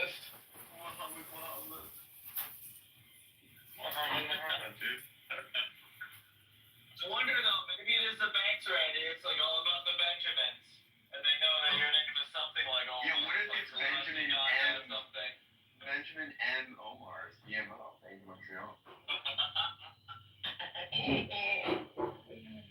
Oh shit! That's a good one. Don't quit your day job, Randy. It sounds like you're trying to be an attorney now, Randy. Well, that's not a day job. Randy, are you eating chicken? Because you sound like a nigga right now. I don't know why you think that. I'm literally just, that's the second time I sue someone, but because they actually, I think I have them. Yeah, in like 3 months. Yeah, Second time in 3 months. Oh, all right. It's second time in 3 months. For it. It's just the fact that they. You just said that trouble doesn't find you. You go looking for it. Did you not just say that?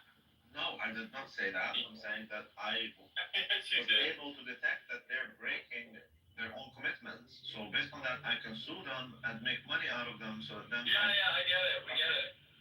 Exactly. But you said you're not in trouble, that you're suing people, so you're going looking for the trouble. It doesn't find you. Yeah. Yeah. I could have just let it go and not sue them. But why would I do that? I want my money. It ain't your money, nigga. It's your privacy. Not just my privacy, they're violating the privacy of every single customer. This is, I can turn it into a class action lawsuit. I would rather not, because I want to make more money. If it's a class action lawsuit, I will make less money, and I won't be able to control like how things go. What if people want to settle? Yeah, and then you won't be able to get your triplets. Correct. I don't care if the problem is fixed. I can just go to another bank. I'm trying to make money. And I'm documenting everything. When they ask me what I would like, I put that just respect your privacy commitments. That's it. I don't want compensation or anything. In court, I will use that against them. Are we already planning on going to trial here? Yeah. Oh, wow. Because then I'm going to ask for financial compensation. Now, it wouldn't make sense to make them just follow their commitments. Okay, but that ship has sailed. Now they need to be punished financially since I came to court because of the ship. And you think the jury will do this for you? Yes, because I'm a guy taking on a big bank on my own.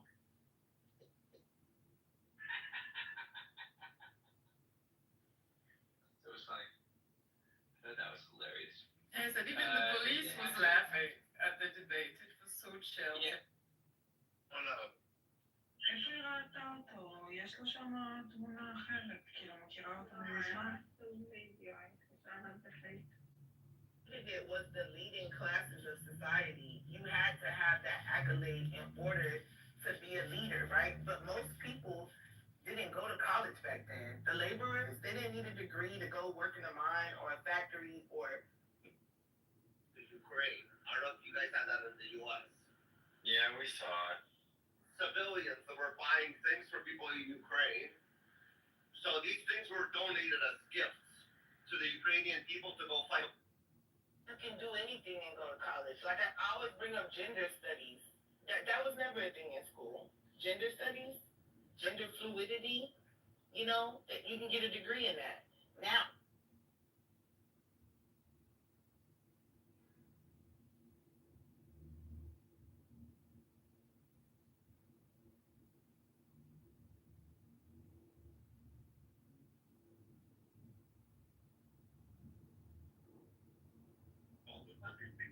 I'm gonna fuck it.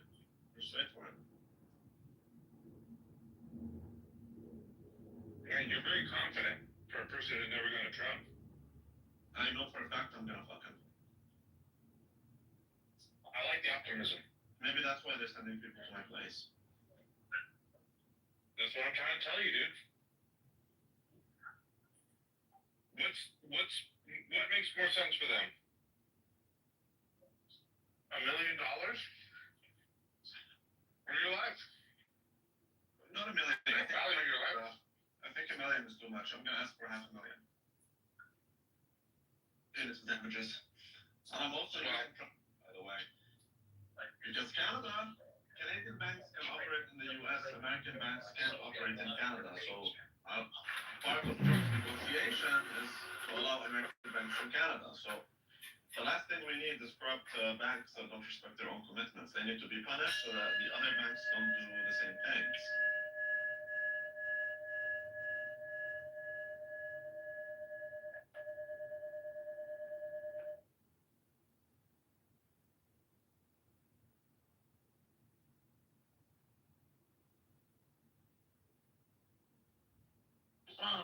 NATO flew a sortie that went from, I want to say, not. So put the guns down. Do you agree? God has given them the right to resist. God has not given them jack shit. And if they Hashem pick has the, given them the right to resist. well, I'm sorry then. If you pick the guns up, then you're going to get our response. The war's not over. Okay? Hashem wants them to resist. Asham? Yasham or Hashem, how do you say your Well, it sounds like you want war. If you're gonna have guns, Hashem. if you have guns, then you don't want peace. Hashem wants to resist. He wants them to resist against You the want United war. entity. Okay. If you do that, then we have a war on our hands. According to international law, they complaining. can resist, but you can't come back and attack them back. Of course you can. It's not one-sided. No, it's not your land. Oh, You're yeah, it's our occupying land. their land. It's definitely not your land. It's definitely my land. I'm sorry, it's not. I don't accept Yes, your it is. claim. Well, then I guess Yes, we it have. is. I guess we have a little bit of a disagreement, don't we? Amir, you asked a question about why is Israel stalling. I think they're stalling because they want the hostages back. You're asking a Palestinian why Israel is stalling, or you're asking a Jew? No, Amir asked the question. To me, yeah.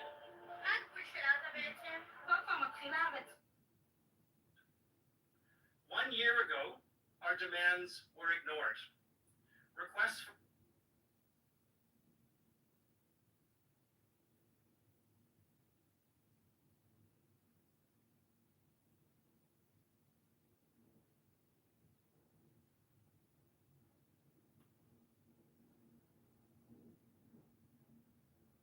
שלום, זה להעיף את כולם מגוש קטיף. אתה מבין? אני אשאל אותך, אני אגיד לך מה, אני מבין מה לינדה אומרת. It was a bunch of Americans who moved like that because they had those cheap houses, right? $50,000 for an apartment. And like Brad says, you fucked around and don't pay the tax, right? They take that shit from you. You fucked around, you don't renew.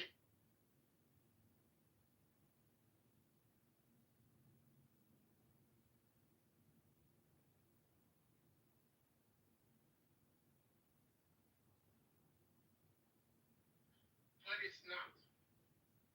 My favorite posts are the Instagram posts where there's someone who does this really well, and he goes Instagram versus reality, and he shows the reality. Maybe it's a woman, I don't really know, but they show the reality behind it. So a lot of these places that people are like, you got the girl looking at Paris, and she's got the Eiffel Tower, she's drinking at a cafe, and she's sipping on a coffee while eating French bread. And she's like, oh, this is so great. I could just spend the rest